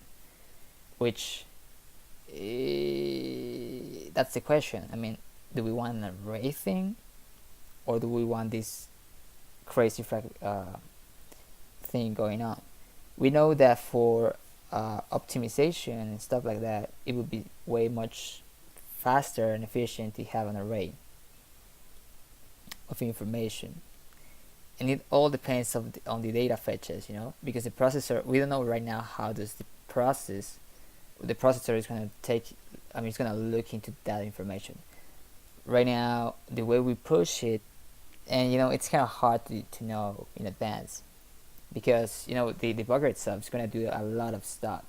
It has to store data, it has to store buffer data, it has to reload symbol information from another part of the segment data, and it has to link it there, and then it's gonna, it probably has to fetch that information, which also fetches the information from the process, or probably not. Probably it's gonna be totally independent.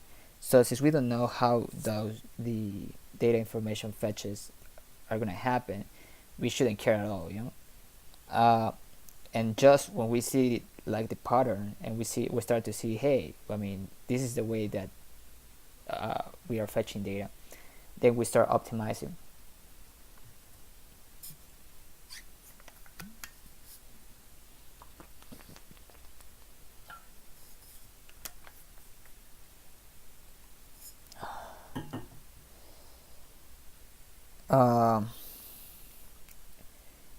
Well, something just to say here. What is it?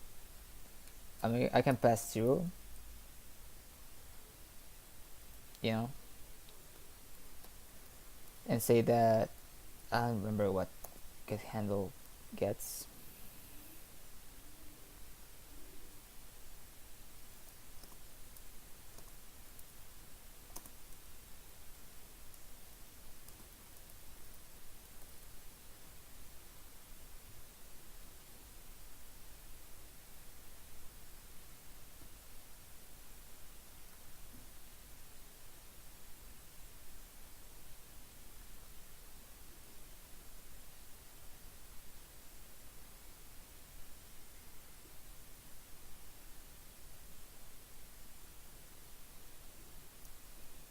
Where is it?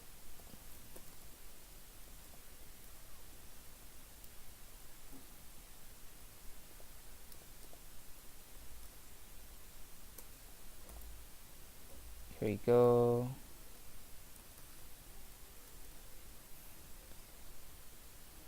And we have to get the ID process. So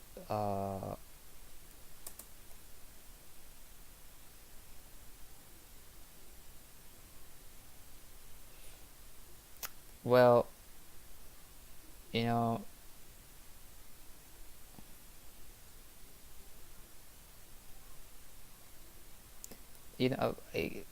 we can do it like this, and then whenever we get it,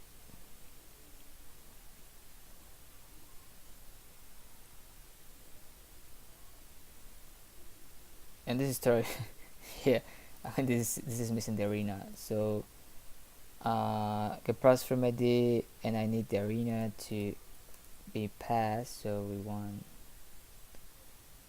an arena.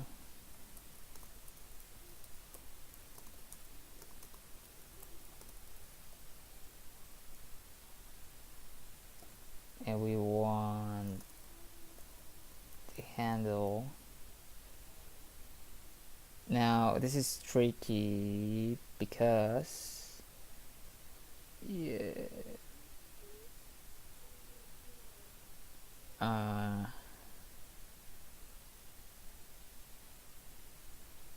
well, yeah, we can pass it as, it's not gonna insert it twice, because it's gonna find it and it's not gonna insert it. So yeah, it's a little bit tricky, but yeah, doesn't matter. We can do it that way, and yeah, that will get us the right one, and that's it. So we just do it that way, there you go. We add the definitive here, and for the end process will be something like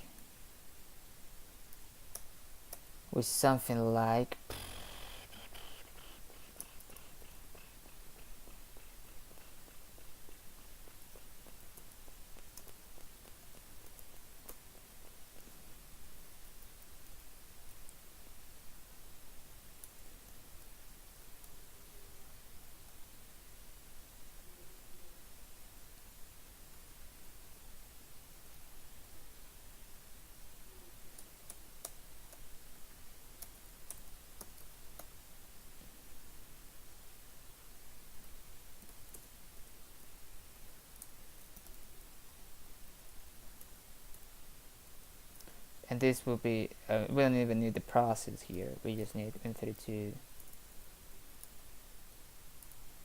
get handle from ID. Oh no, sorry, we have one. Remove handle. That's the way we call it, isn't it? Win32 Win32 remove handle from ID.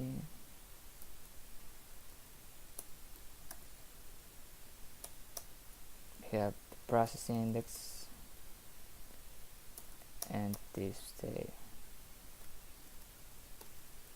There you go.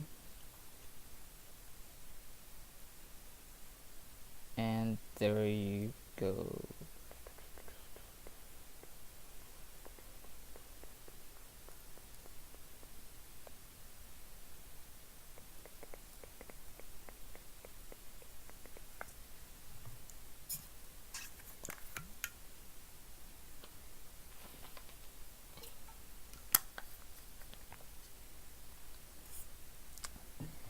So yeah, this is a way we can do it.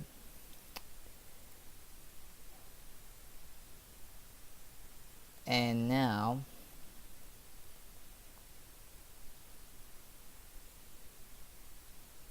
just let me think about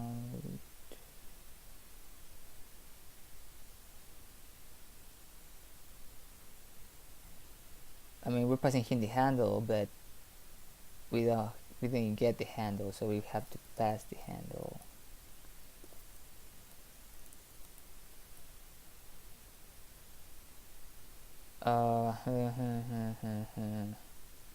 So yeah, I mean, probably that tells me that we should do this over here.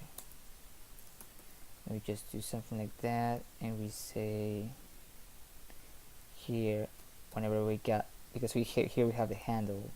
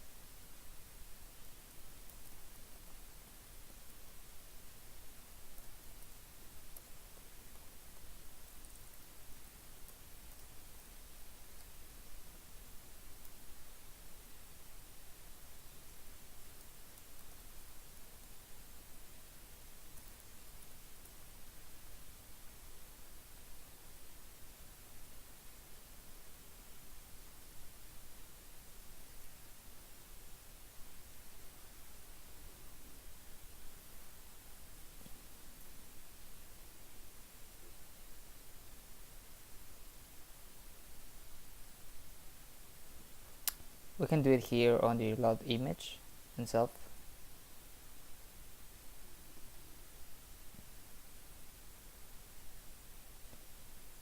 Nah, doesn't matter. Okay, p info, and here it's gonna pass the the process ID. and the handle is gonna be basically B.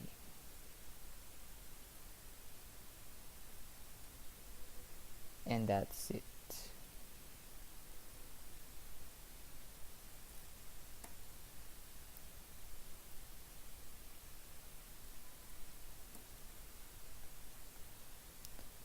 Of course, we don't have threads right now.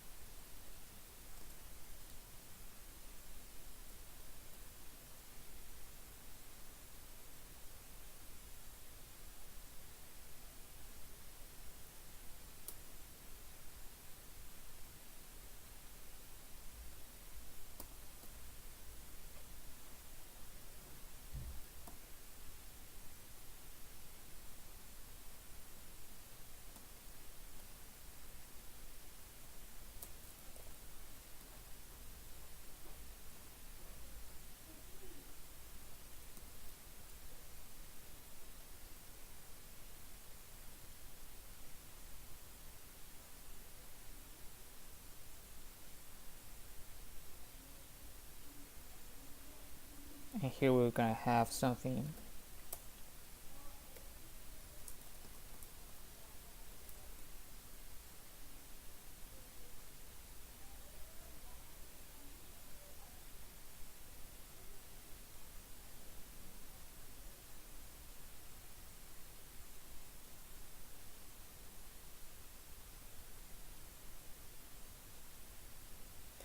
And let me think about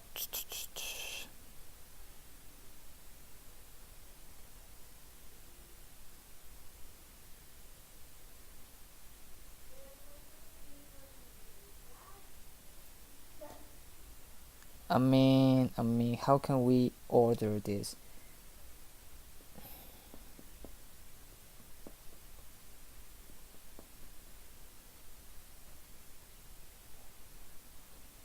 What do we know about the symbol information?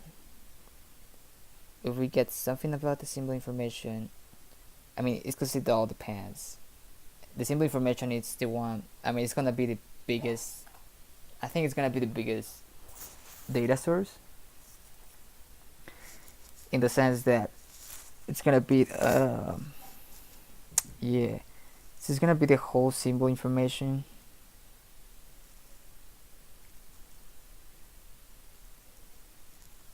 We probably wanna treat them as assets, you know?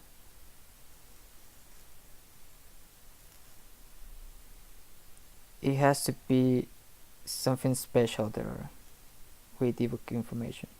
It's not just a debug arena, but it has to be assets.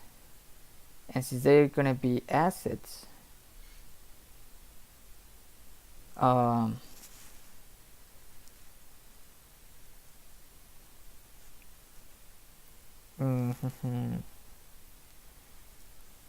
mean, they will be, probably in the future, they will be like jumping in and out of memory as needed. Probably. I mean, it all depends, because I mean, symbol information can be huge, you know? I mean, just think about it. Think about the size of video information. We can take a look here as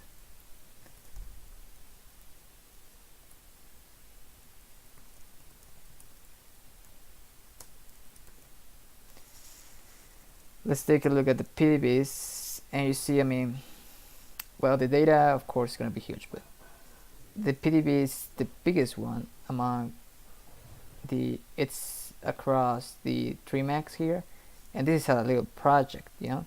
If we see huge projects, we probably can get 2 gigabytes, you know? And whenever we get to gigabytes, probably is something that we have to consider about where we want to load the whole information, or have it as a way to, you know, have a way to this kind of virtual memory thing where we can map in and out asset information as needed. That's something we could consider. We don't, I mean, we're not gonna do that right now, but it's just something to think. So if it's gonna be like an asset thing,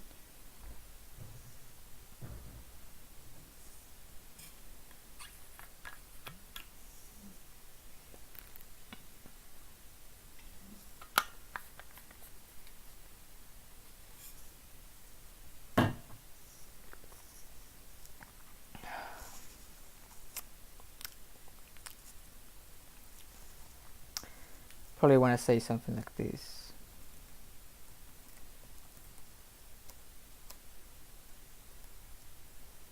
And this variant is where we're gonna put the whole set of information that we got that's not symbol information. It's something that's rather, it's not permanent, in the sense that and probably we have an arena, isn't it, for that? I know. Hold a second. Let me go to EagleFly.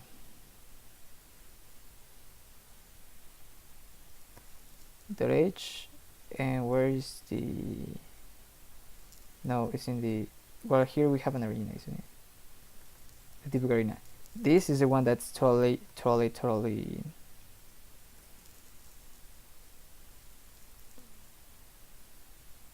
we have a mapper somewhere in the platform. Totally it's gonna persist all the time, you know? But since we don't know right now what's gonna persist or not, it's hard to say. And the transient state, here you go. This has another arena, that's the transient arena. It's the one that maps there. And the transient arena is gonna be initializing here, and the other one it's gets initialized in the other part. So the tracer has its own arena. Oh, the tracer has right here should, yeah, the edebug info arena. That's the one that we call, which, yeah, I mean it's not.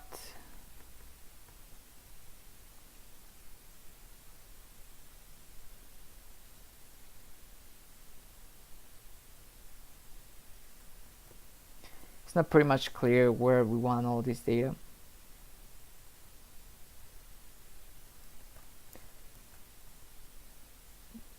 But just take a look.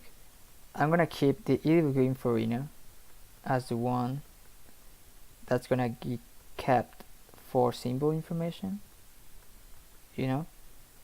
so that the dispatcher, I mean,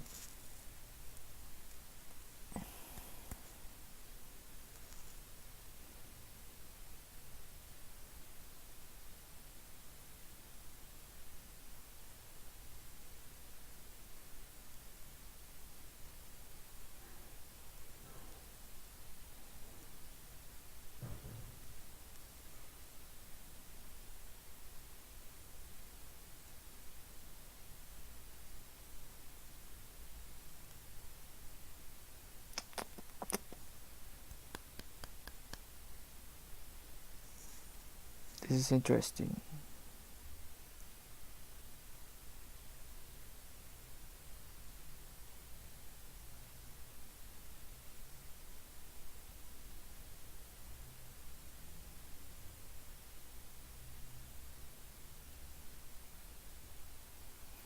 We have right now we have 3 arenas. We have one that is the debug arena, another is the transient arena, and the dispatcher one that is the edebug info arena. Now, I mean, why to have so many arenas? That's one good question. And I mean, we don't know how many arenas we want, but I don't think that's a important question. The most important question is, how do we want these arenas to relate each other, so that they don't interfere. And since they are arenas, we don't have that problem, we don't have we don't have that problem of across information, because since there are arenas, we always make sure that we're never gonna be writing up to this debug info arena, which is nice. It's nice, and that was the reason why I was like, hey, we don't need the temp memory at all. We can just get rid of the whole thing. Well, I mean, we can get temp memory, of course, but we just set a temp memory to be passed every time, and we just get pushed back. Now,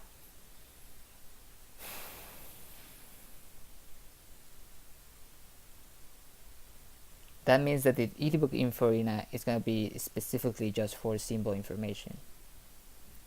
That's one way to go. Another is that if we are keeping I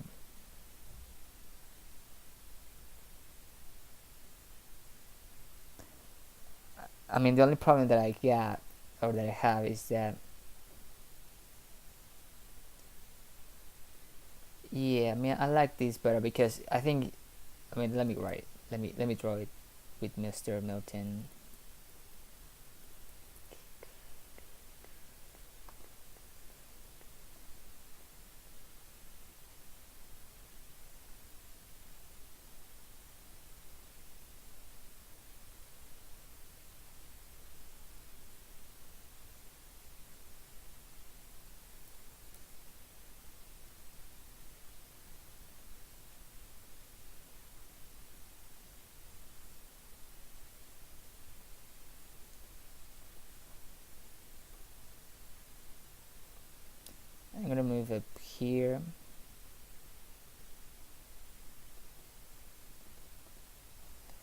I want to say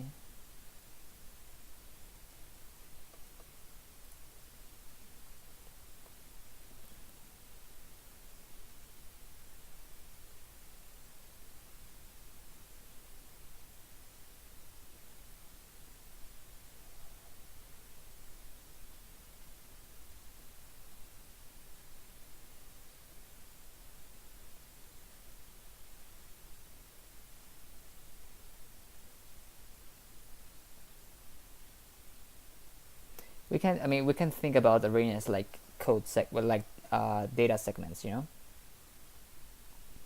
We have three right now. We have three data segments, and data segments work pretty much uh,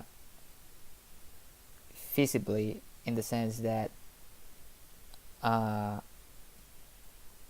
they don't. The good thing about arenas is that they don't interfere with each other. You know, we have a complete control of what's inside here, and they'll never get. We will never write up to another part of the arena. You know, we have that control. Now, why do we need that control? That's super important. The control that we need is first that the debugger is gonna have is gonna gather information from assets that we're gonna call symbols now. We're gonna call them assets because I like that concept. So we have some assets, you know. I'm gonna put here assets.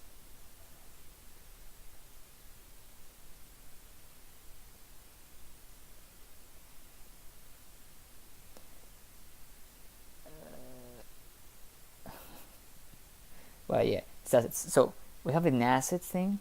There's gonna be dumping. That's gonna be huge. It's gonna be the biggest one of them, and we are extracting assets whenever we extract, because remember, this is gonna be something that probably we're gonna get to be streamed by.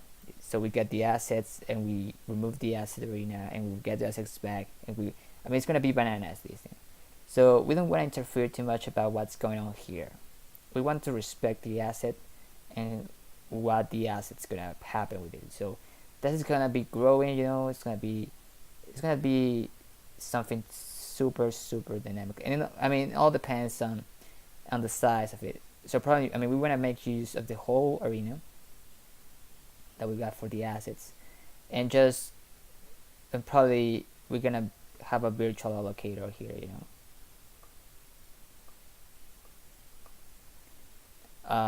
Probably, if the needs are that for probably for big PDVs, probably we want that. Now, on the other hand, the tracer itself also generates, based upon this information, extra information that probably, they're like kind of derivatives, you know. I'm gonna call it derivatives. It's not precisely from the assets themselves. It can be from the assets, it can be from here, and it can be also from the process itself, you know. It can be runtime information. This is static information, and this is runtime derivatives, I'm gonna call.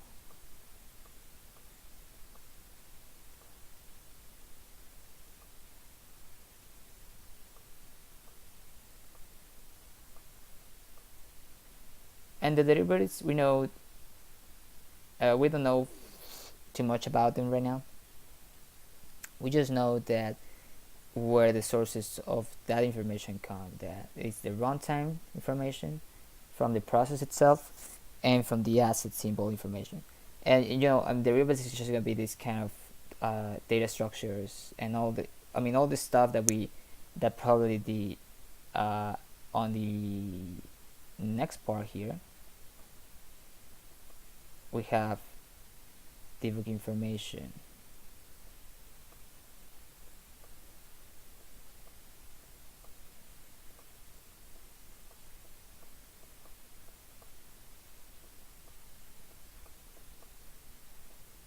You know, and debug information, the only thing that we know right now of it is that it's gonna be persistent. This is the thing that we're gonna write all the time to disk, so we save it and unsave it, And some of the parts of the derivatives are gonna be persistent, so probably they should be here as well. But other part probably not, and that's the thing that we have to discern and discriminate, so we can see like, hey, these derivatives, as we know, we want to keep it or we don't want to keep it, and depending on that, we get and push it back to the Sergeant arena specifically, So I mean, I like this idea. It's kind of simple. It has this tree tire, and so, and I mean, here's their debug information. This is the transition, and probably, I mean, I call it, I'm gonna change the name because probably this is not the best name here. So I'm gonna go to the tracer, and this is asset arena.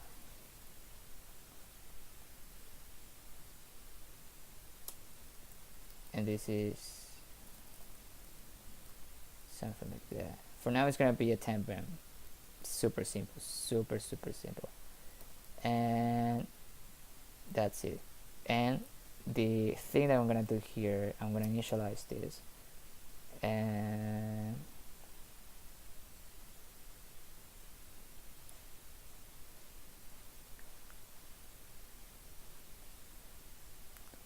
this is gonna be the asset arena, tracer storage, tracer dispatch state. We will always start with process index equals 0, and this is gonna be process scan is initialized true. And then the thing that I would like to do is, on the platform we have this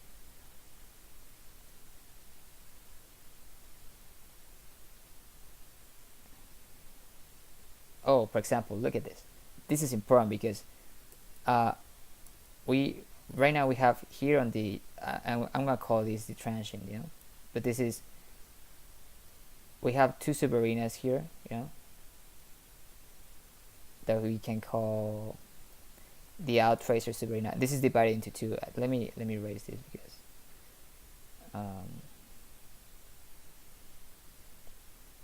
yeah, so you guys can see it better.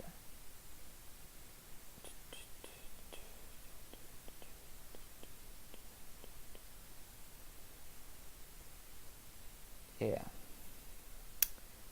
I'm gonna put it back.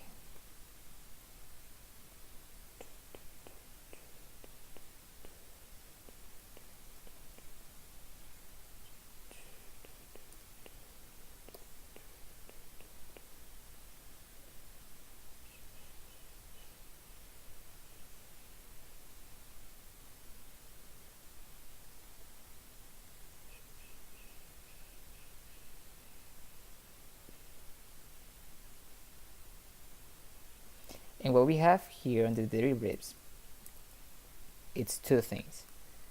It's the channel communication between the debug info and the asset. Well, not the assets, but the tracer itself. The assets is something different that we don't care about, but right now. So we have an in and we have an out.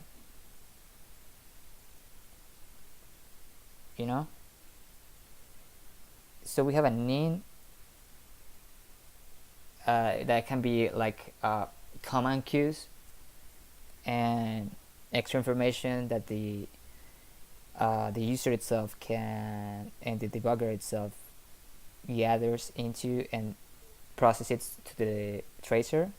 And out, it's stuff that the tracer gets back to the debugger itself, and that's the reason why we have it this way, So I think that's the way.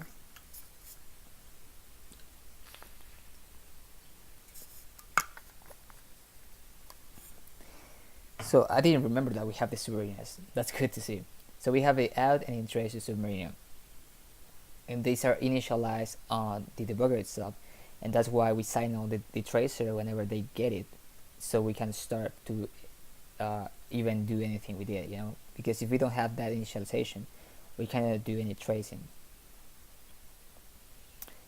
Alright, so thinking about that, then we can start saying like, hey, we got the submariners here, we're gonna use them now, we're gonna start use them as we know we want to start with that, and the first thing I would like to say is that I don't know how do we initialize them. Let me go to CPP and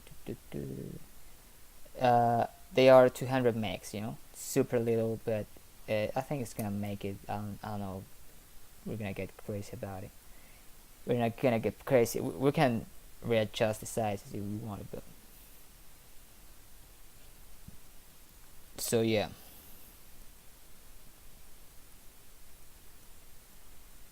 We're gonna say, where is it? I want to pass the arena, so if you want to pass it, let me compile so I can see where we need to pass them.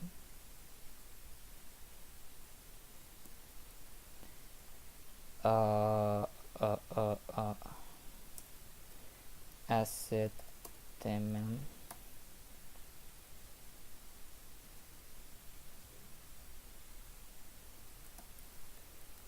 It is looking for mm.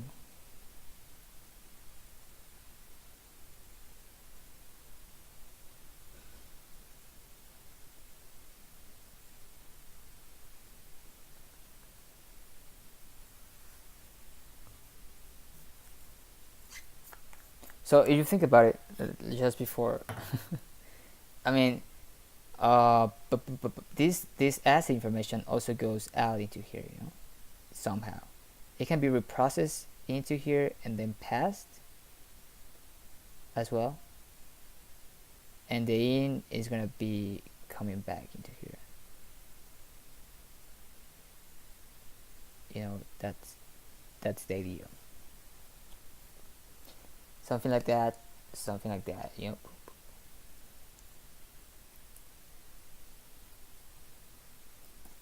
Alright, oh yeah, and this is asset mm, and yeah, and this is asset arena, and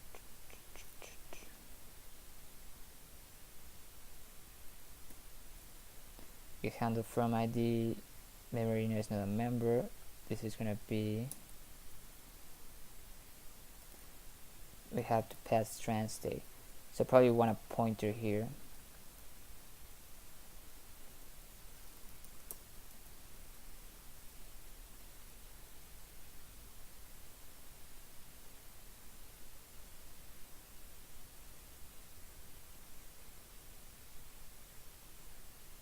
So you can we can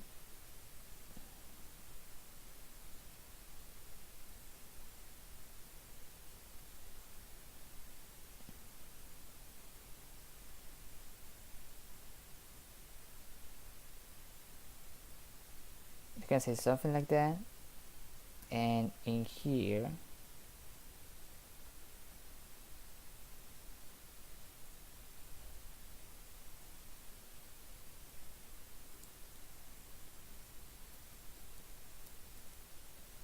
I want to go it that way.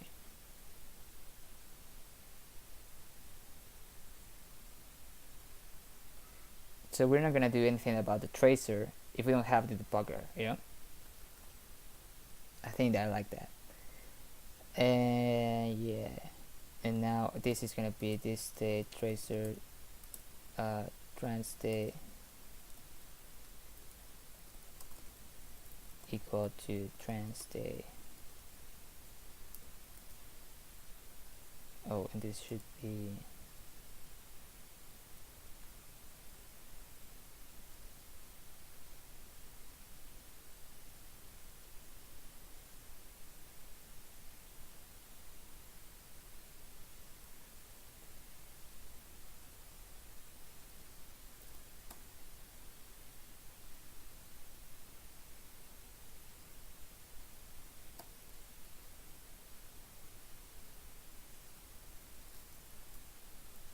this have on the platform.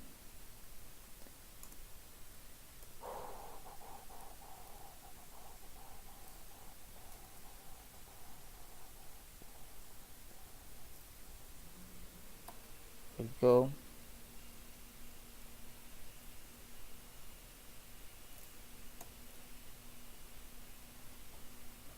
And we need something on the tracer.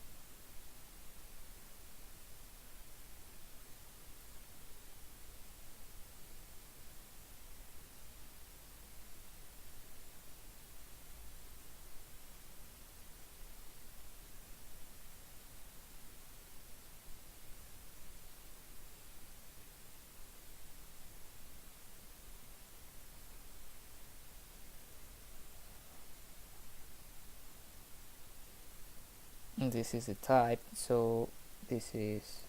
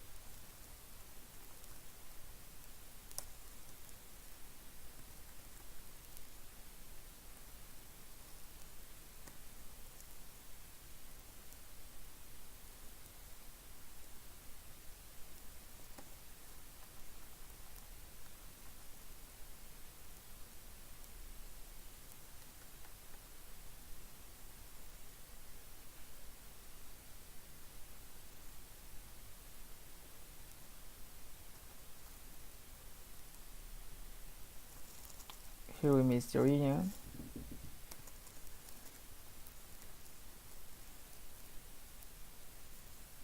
Now I remember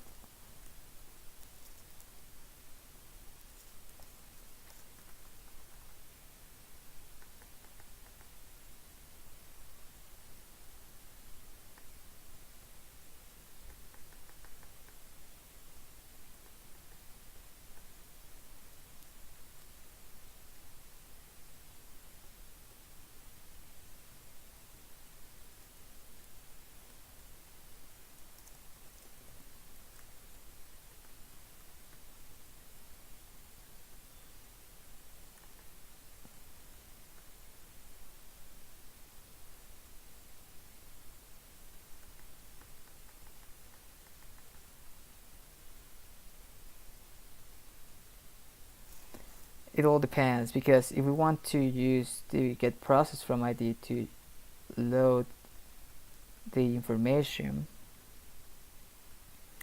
Not necessarily, we just want to get it, isn't it? This is just for getters. I mean, I don't have any problem with that, but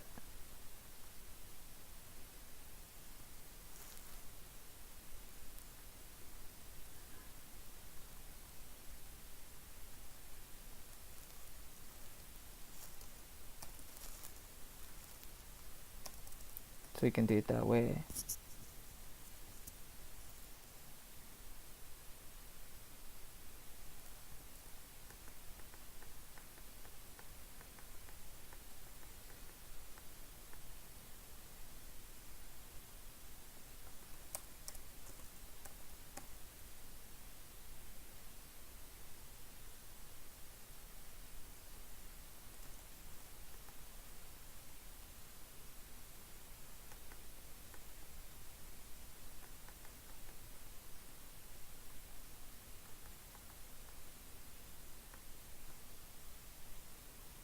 And then what's going on here? Process state.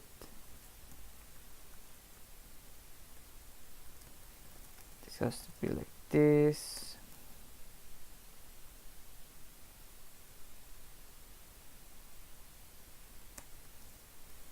And process how many arguments? We just need pinfo, process information, DW process ID.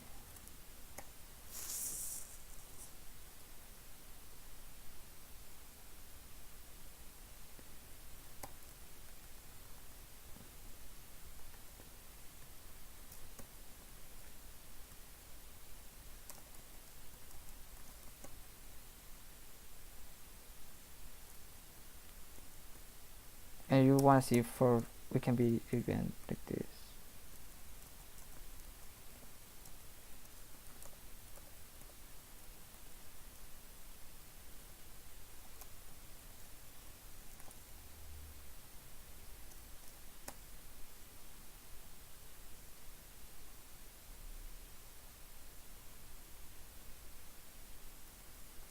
There you go. So we should pretty much make it that way.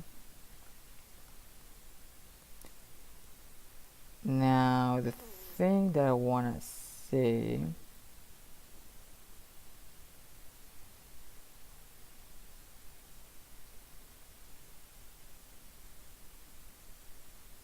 is that we are not done because we have a problem, and that problem is that we have a nice handler, I mean ID handler, and we can remove that and stuff, but we forgot something. Is that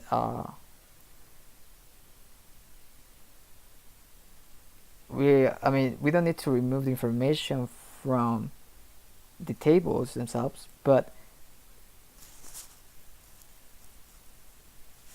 we should like have a way to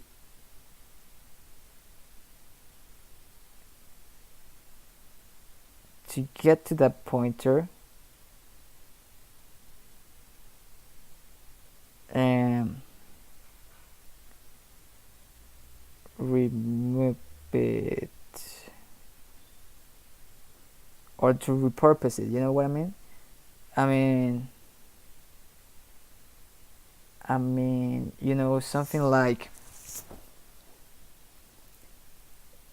we just have to make a little change, just a little change, and that is that we have a pointer and we're gonna reuse that pointer back.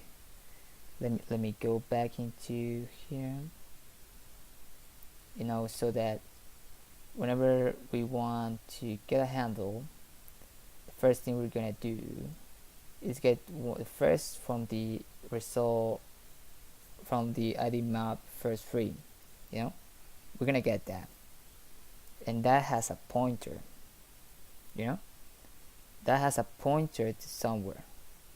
and that's okay. We don't want to remove that. We don't want to do anything with that. We want to care about that. We just want to say that we want to repurpose that, and the way we were gonna use, the way we're gonna say that is into this way. Instead of having, we're gonna have this, and where is the place where we have the ID map? Here's the ID map. There you go, and we have a union here. It's gonna be called EagleFly.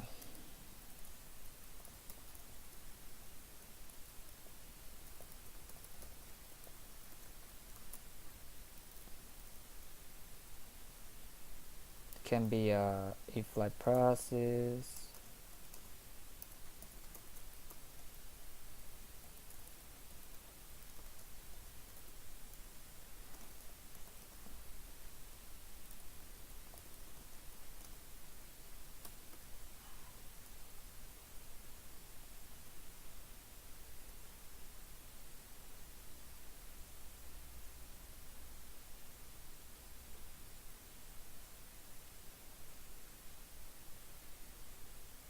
And that way we just need to have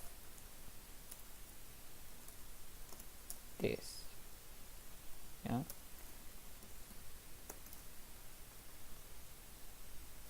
And that's all she said.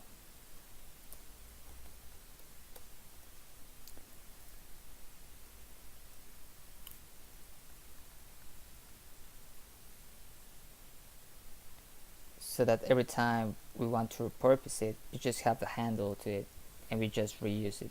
We know that you just have to assert that the size is sufficient, but the union is gonna make it. It's gonna make a space that's sufficiently sized to keep that, I believe. If not, well, we'll have to find a way. And yeah, something like that.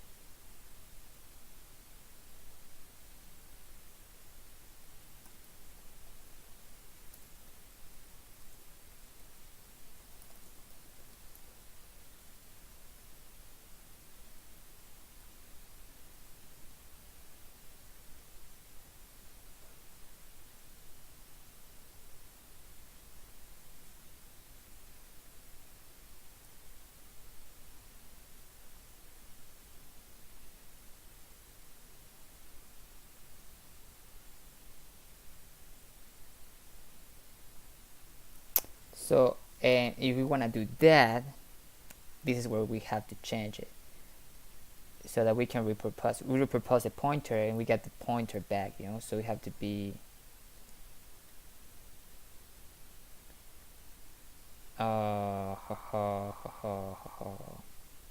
it's gonna be something like this.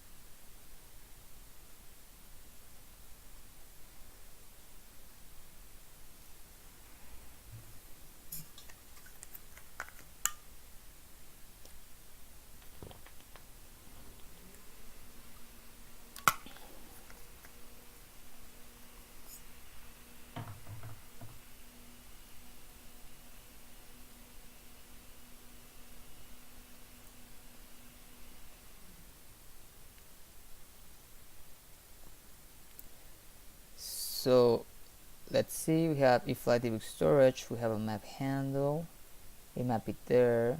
If not, we're gonna add it back, as a process count whenever we need it, so that we have like this reusability also in this part as well. If like debug storage, this state debug storage index, okay. So this is gonna be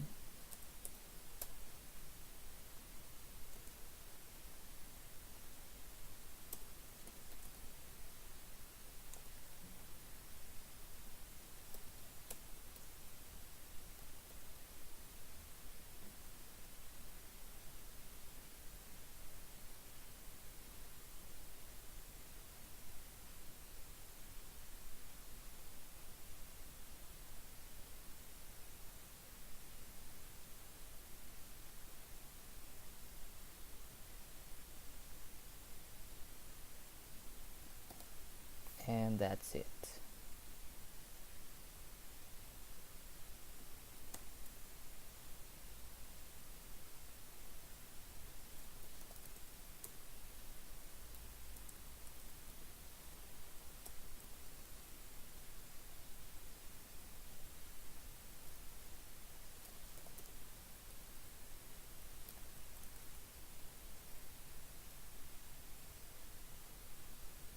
Now this is storage, isn't it? Because I want to handle to storage. Yeah. Yeah. This is the handle, isn't it? This is the map process. The handle has to be that. Okay. Yeah.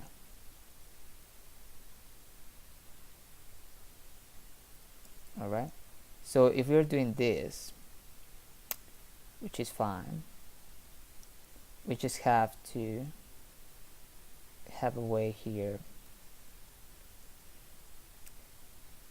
and the end process, we're gonna remove that ID, and that's important because we're gonna get it to the free list, and the free list we can use it back in here, so we can reuse storage place, whatever it is in there, well, it's gonna be handled.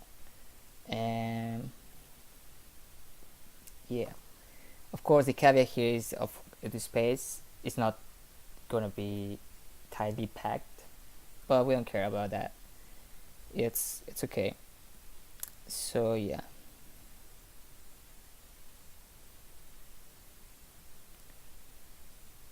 so, and this is why like everything is controlled by the ID. Now we can remove the ID, and that's it. We don't care about that. We just have to get the ID and repurpose the storage every time as needed. Good. So let me see if that's all that we need, because hey, that was a good one. Output debug stream from create a process. Well, we already created a process, so we don't care, but we just need to repurpose this, which is fine. And we also want to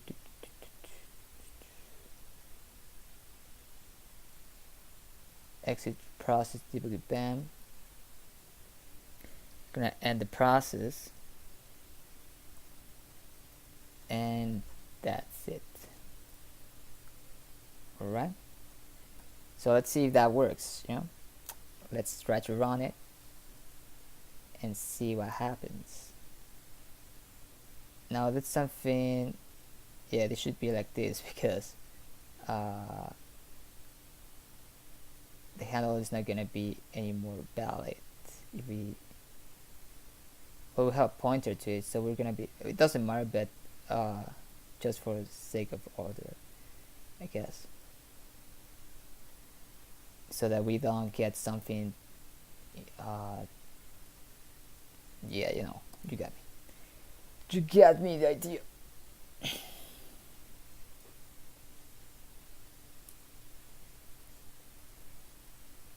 So let's see.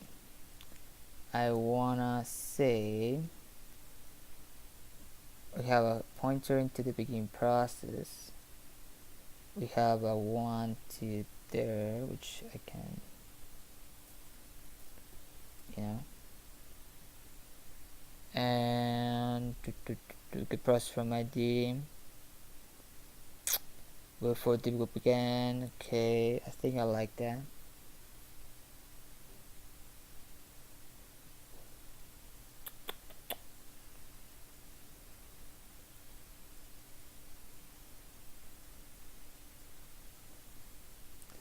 And the end process as well. Let me put it in the end process. End process, end process.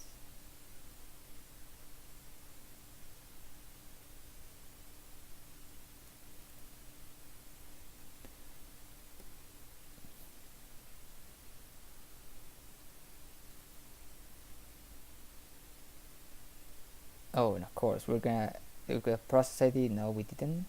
So what's gonna happen?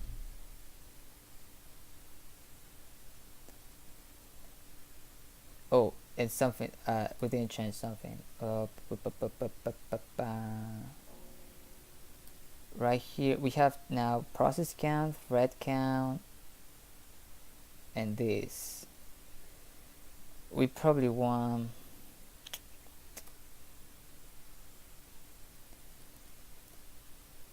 We have storage count.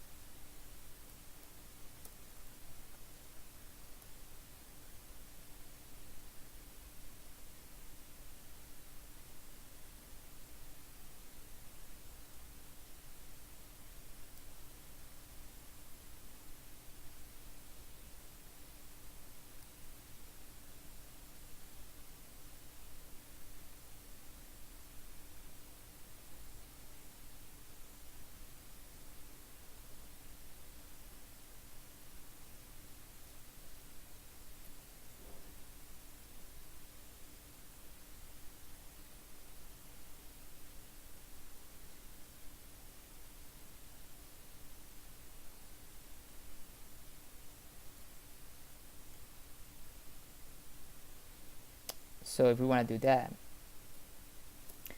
I have to go to the place where we have the given event, in processor, and say that this is his storage count.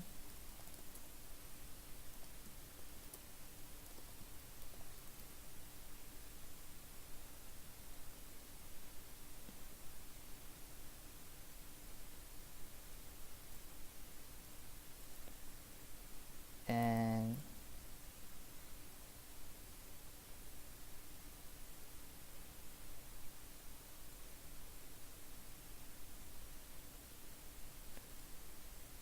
we probably want to stir here.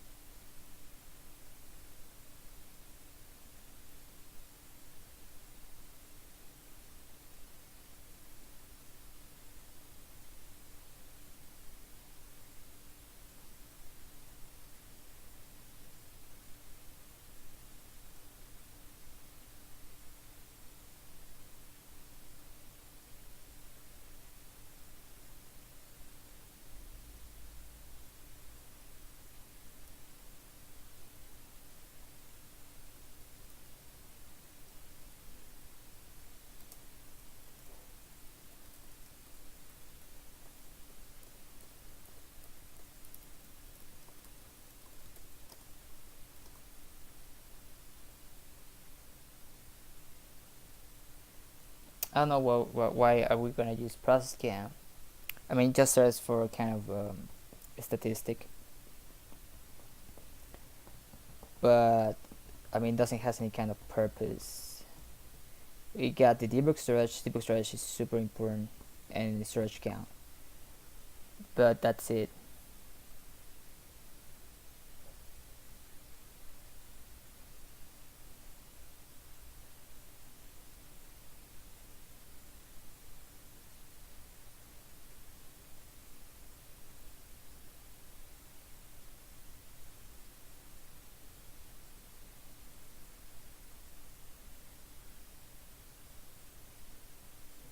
It can be, well, I don't know. If we see that that's useful, we can put it there. But for now, it's just like that.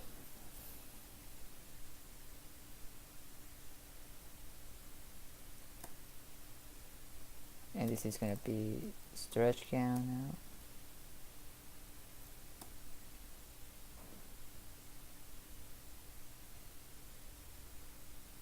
And now we don't care about it, isn't it? We don't care about this. You can start by 0, isn't it? But yeah, I mean, I like that the first one is null, I guess.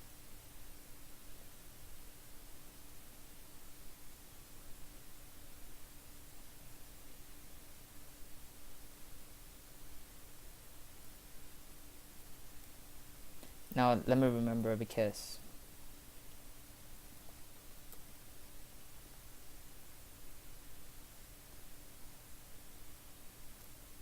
yes, since now we get the process from the ID, you don't have any problem anymore. So yeah, well, that's okay.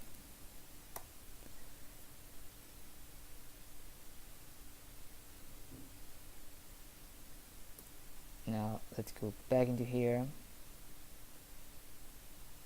There you go. Have process ID of 0. We step into.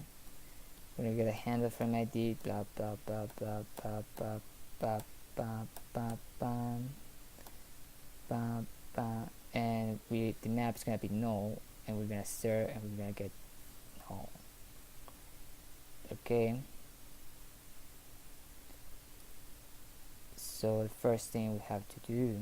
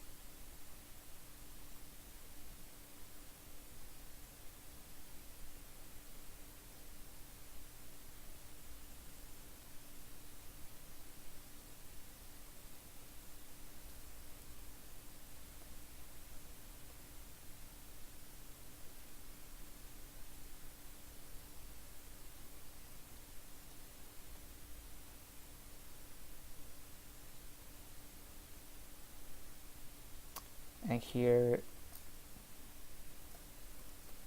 map is gonna be null.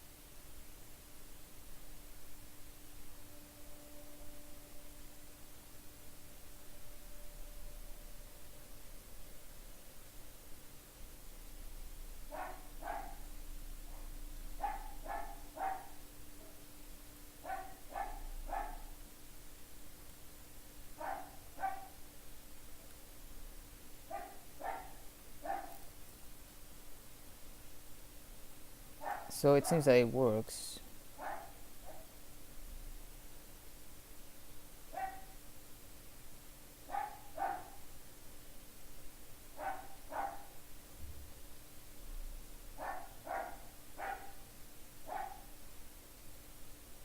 You know, there is the process, and we have a breakpoint in it, so we should take a look. And now we step into it. There you go. Well, step next, I'm sorry. There's a step next thing, which is normal, and we can, there you go, we exit the process.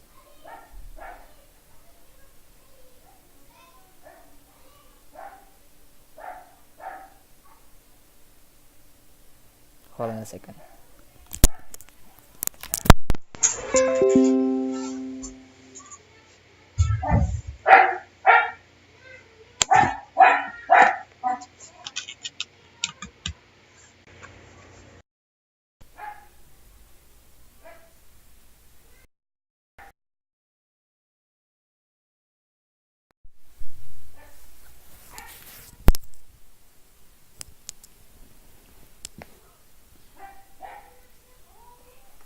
Okay, so let me see if we can end the process correctly.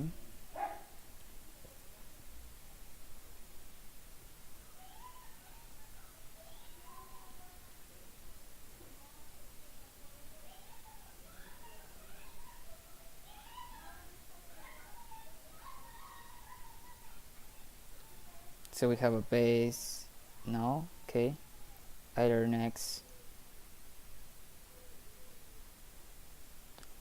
and we have either next equal ID the match first free, which is no, and this state the match first is gonna be either, and there you go, we have one on the free list.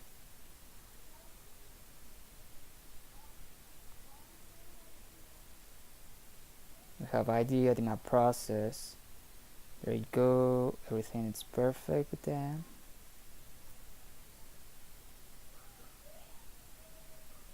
And then we break.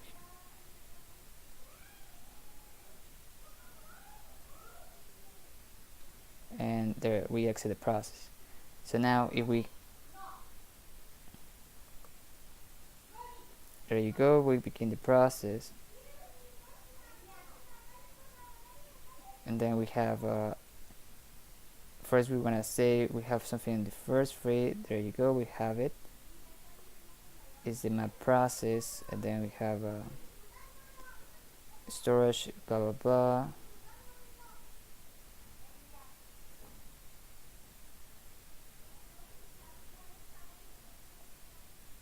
Oh, and we forgot that the first free should be used, I guess.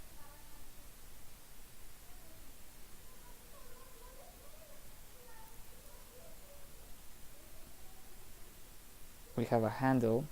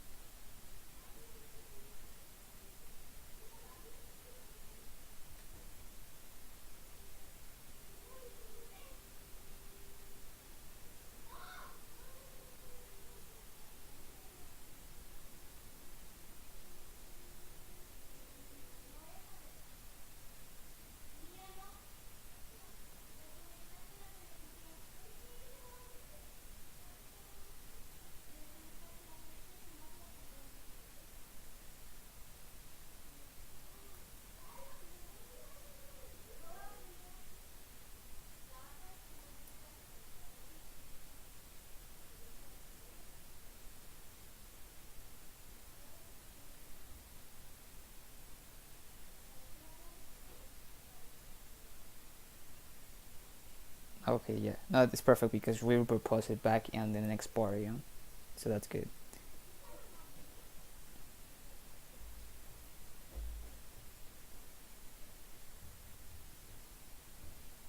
And the base is correct.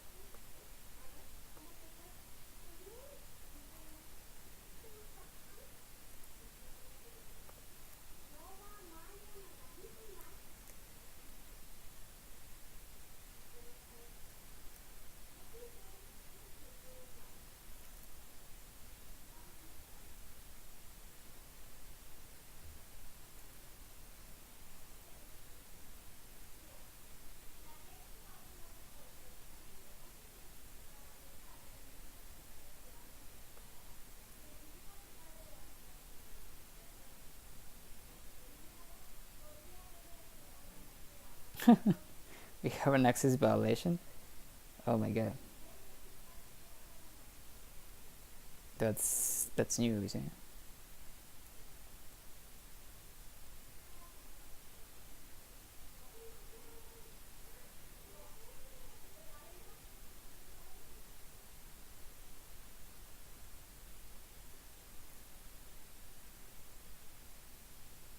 Yeah, we have an access violation.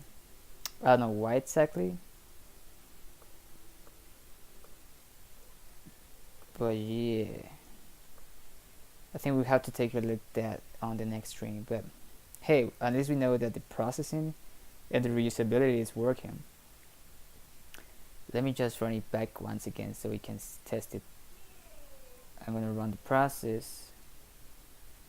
I'm gonna say 5. I wanna see what happens in here. That's the breakpoint, that's the first breakpoint. And this is the second breakpoint, which is the normal one.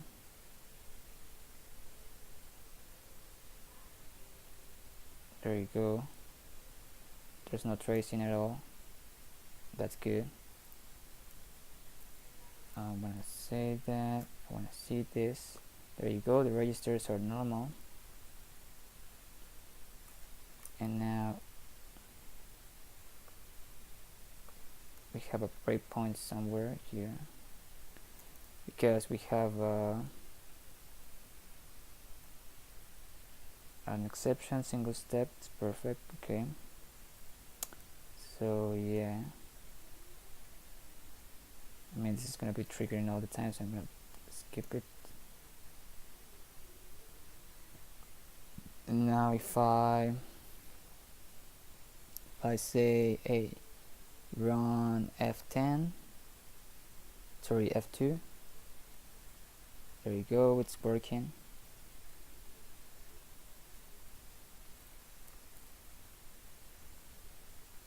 Okay, resume.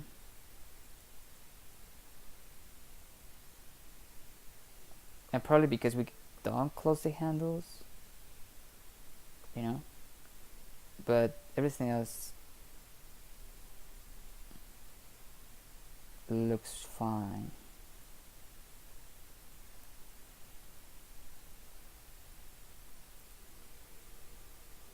Okay, now it seemed that it worked.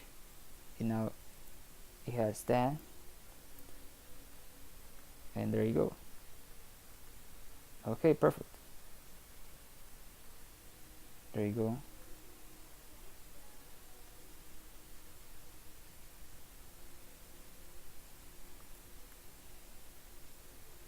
And this is, now we don't have it, but that's more about the process itself, you know.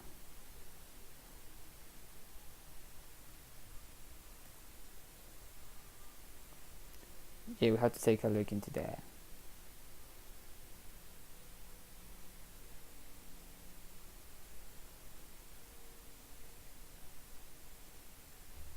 Okay, but I think I'm gonna stop here. We created what it is now our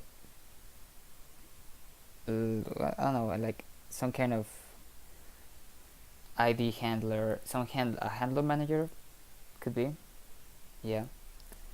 And I think that's good. The handler manager is gonna serve us for the thread also and any other data that we probably want. And you know, I mean, I don't know. We have to take a look into more usability of it, but I like it. I mean, it's kind of useful to have this kind of interaction there. And yeah, so we'll see what we can do with that. With that said, I think that will be all for today. Please, if you have any questions, you can post them on Twitter or YouTube, and I'll be there to answer. With that said, I will say thank you very much for coming, and I will see you all on the next stream.